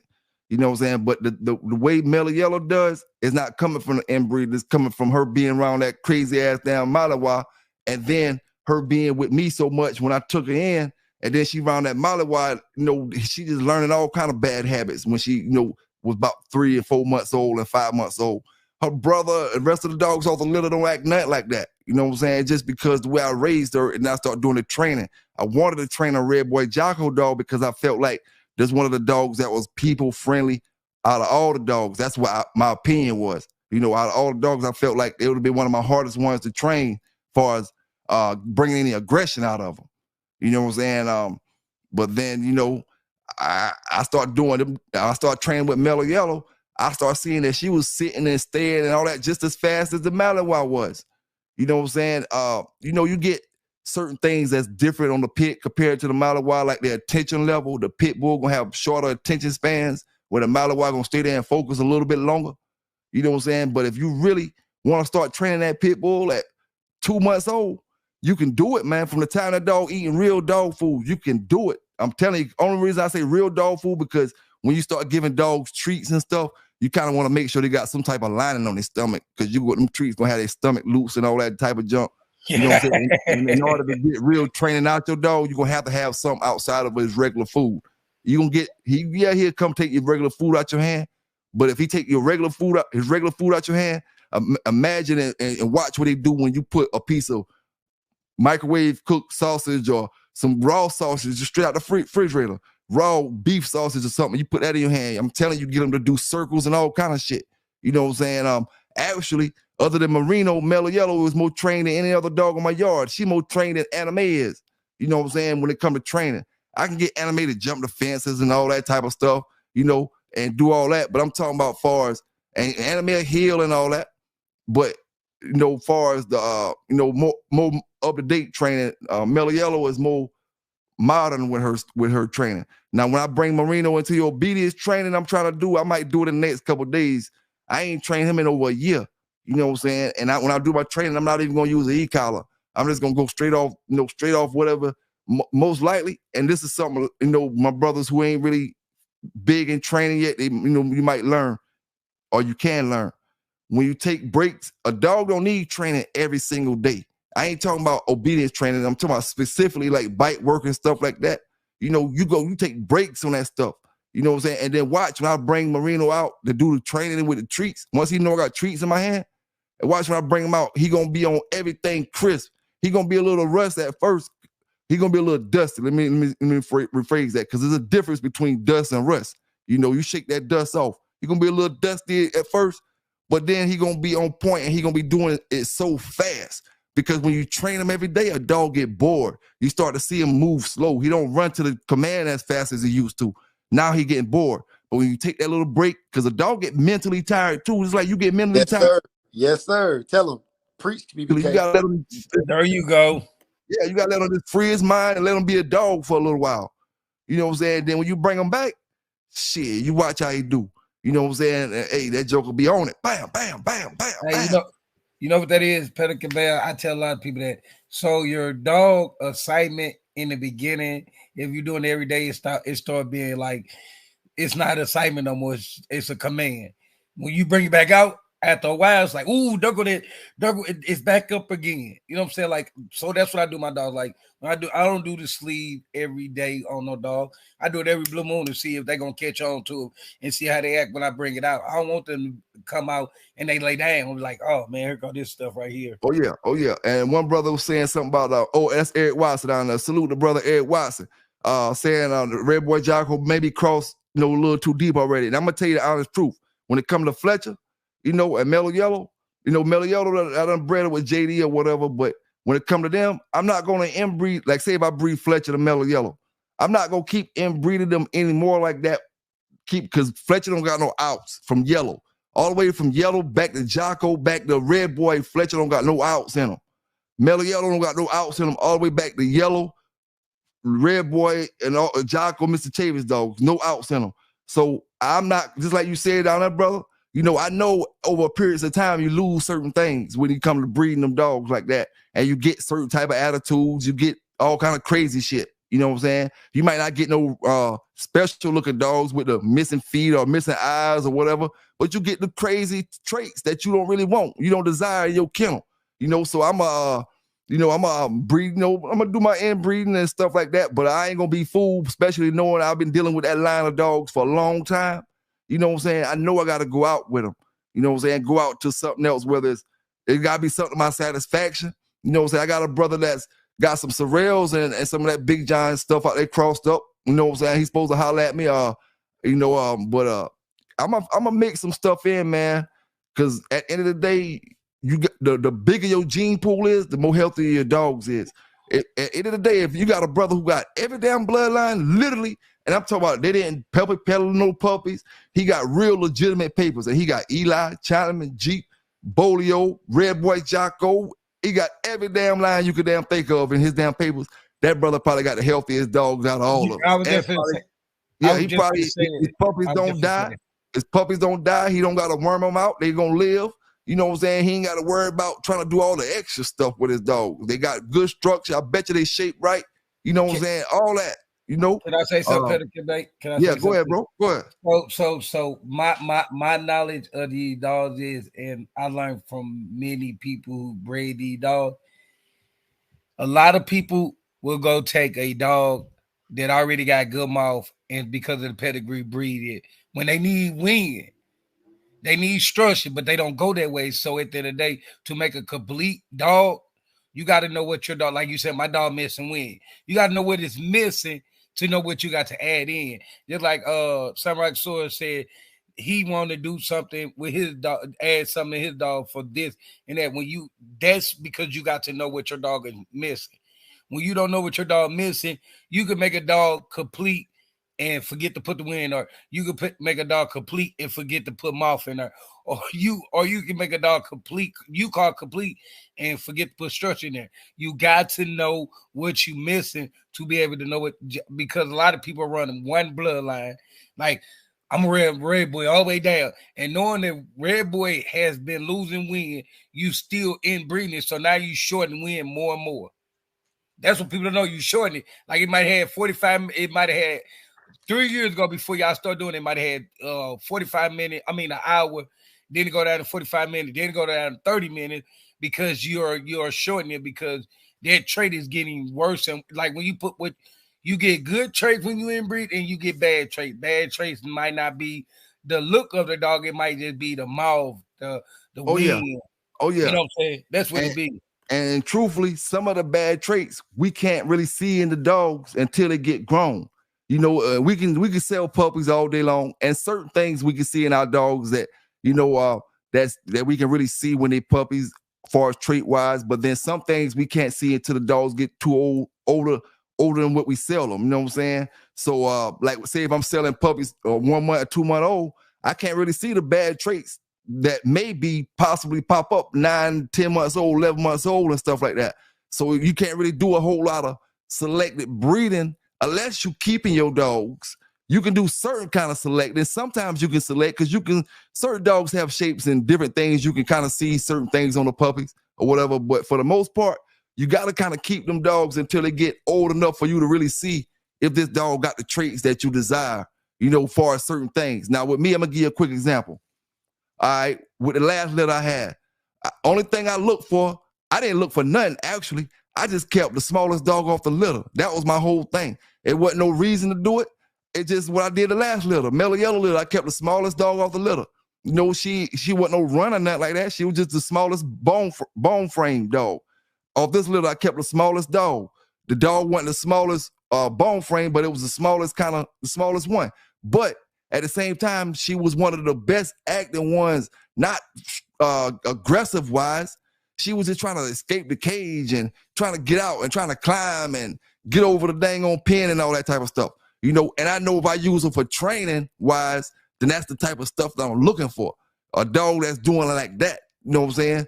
The other dogs, they're in the cage fighting, scrapping with each other and doing all kind of stuff. All of them do all that. You know what I'm saying? But when it comes to me doing any type of training, you know, just for that little 1 month, that I seen that's the type of dog I could do it with. You know, one that's, you know, kind of acting like that. But far as what the next man looking for, you know, for the last 2 litters I had, I didn't pick them off of trying to get the best dog. I gave out the biggest dogs. You know what I'm saying? I gave out the best looking ones, damn near. You know, I like the damn buckskin red. No, that was one of my favorite colors, even though I'm about to start breeding to some other shit because I'm getting tired of them damn red dogs. I ain't gonna lie. I'm about to, you know, throw something else I like up in there. You know what I'm saying? But go ahead, bro.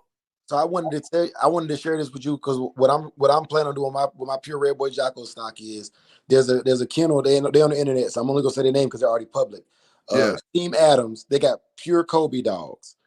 And the reason why I would put the Kobe back with the Red Boy Jocko, and I seen the brother put Bolio in it, that would be my second choice still, would be a Bolio. The Kobe dog is already there, but it's deep in the pedigree. So instead of going to a full out, I would find a Kobe line that's associated with Teal's Jeff and try to breed that back in there. So I'm not going completely away from what originally started. I'm just giving a resurgence to the blood that was already there. You know, and then you can go back to inbreeding because one of the things that I love about the Red Boy dog, and I talked about this on Wednesday night show, was Red Boy is one of the easiest bloodlines to inbreed. To make Yellow John, they took Red Boy to Bass's Cleo.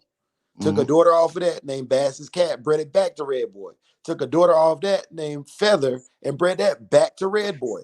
Them dogs was triple bred on Red Boy to make Yellow John, who was a 4-time winner champion. And then they did the Jocko Cross, you know, and then they bred on Yellow the same way, heavy like that. So that line is proven, but the common strand there is the Kobe. So personally, I think that's a great one. The Bolio is a newer working cross that I've seen, and that works very well as well. But also, one other thing I wanted to address was Brother Blue asked us what we thought about the assassin dogs. And Brother Blue, it was an assassin dog that made me love the American Pit Bull Terrier. And I want to share that story, and then I'll shut up. When I was about 12 years old, we was playing basketball behind my homeboy house, and this heavy, I ain't gonna say pure, but this heavy bred assassin dog got loose. She was a little brindle dog that wasn't much bigger than a cat. And my homeboy had a dog in one of the little 10 by 10 Walmart chain link fence setups. And the dog ran up on us, and my homeboys ran in the house and locked the door like the dog couldn't lock the door and locked me outside with this pit bull, you know. And the dog, I grabbed a broomstick, and the dog started walking toward me, and she opened her mouth up and started smiling and came up and started licking me, man. But my homeboy dog barked, and when I tell you that dog turned from a dog that was licking my hand, she went over there, and I don't know if y'all watch any of that Dragon Ball Z stuff, but when I tell you that assassin dog, every move my homeboy dog made inside that fence, there was fence fighting. She beat him to the spot every single time.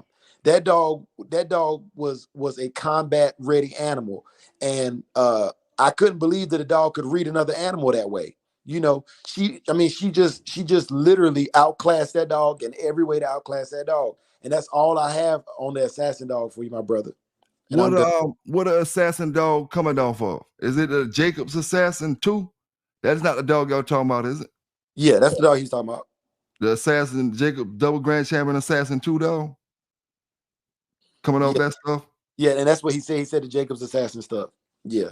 Yeah, that dog look pretty good right here. I ain't never had none of that stuff right there, but look like it's bred red. The one I'm looking at now, if I'm looking at the right dog, is Red Boy on the bottom. And then the Miller stuff, La Posse on the top. La Posse. Carter's Blackie on the top. That's the the sire to him. The one I'm talking about. I don't know if I'm looking at the right dog or not. The one I'm seeing say Assassin 2, it could be the wrong dog. I could be looking at the wrong. He said in the chat, he said yes. Okay. Yeah. Yeah, that's a black dog. He look good too. He look good. Bella UK, I understand that, bro. Oh shit, he off. Excuse me, I didn't mean to cut you off. He off Yellow John on the bottom side. Make sure. Yep, he off Yellow John on the bottom. He off Yellow John daughter. Now, old black rusty dog, old black jet black dog. Go ahead, bro. I ain't mean to cut you off this now. Nah, you good, man. We just chopping it up, man. And this is good dog talk, bro. He said that blood good still to this day. To this day. Right. Oh, let me give a shout out to Dickie Foster, man. A while ago, you had it posted on there. Tip.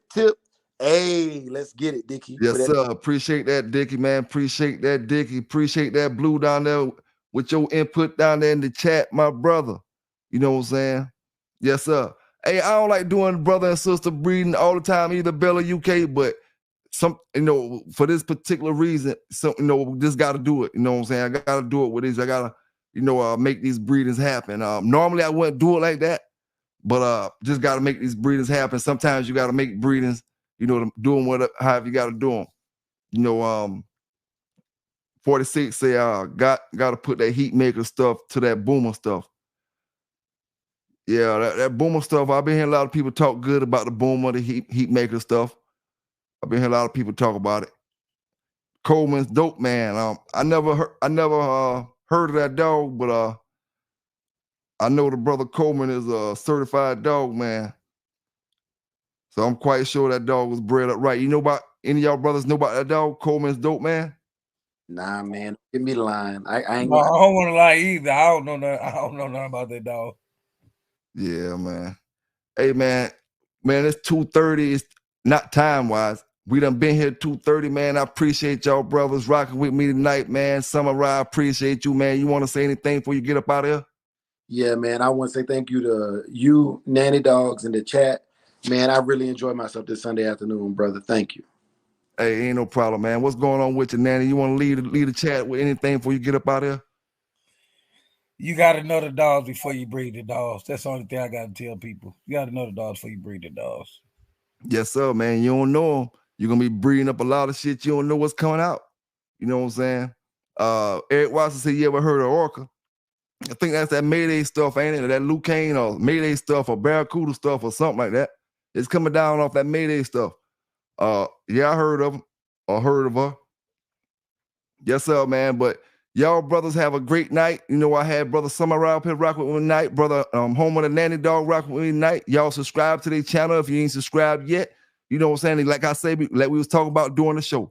Don't forget that Digital Dog Show time is ticking. And don't forget, Down South Bottom Kennels is rocking down there in Louisiana, May the 18th. If you're down in that area, get your things together. Drop down with the dogs. And one thing that brother said, don't forget, you don't got to be registered in no certain registry to compete in his show. Bring your dog in the fit. You can bring your dog and compete. It's no excuse. Unless you don't got a pit bull, it's no excuse. So salute all them brothers. Y'all have a safe and great night. Y'all stay legal out there. Like I always say, PBK9s giving it to you. Some gonna like it, some ain't. We out.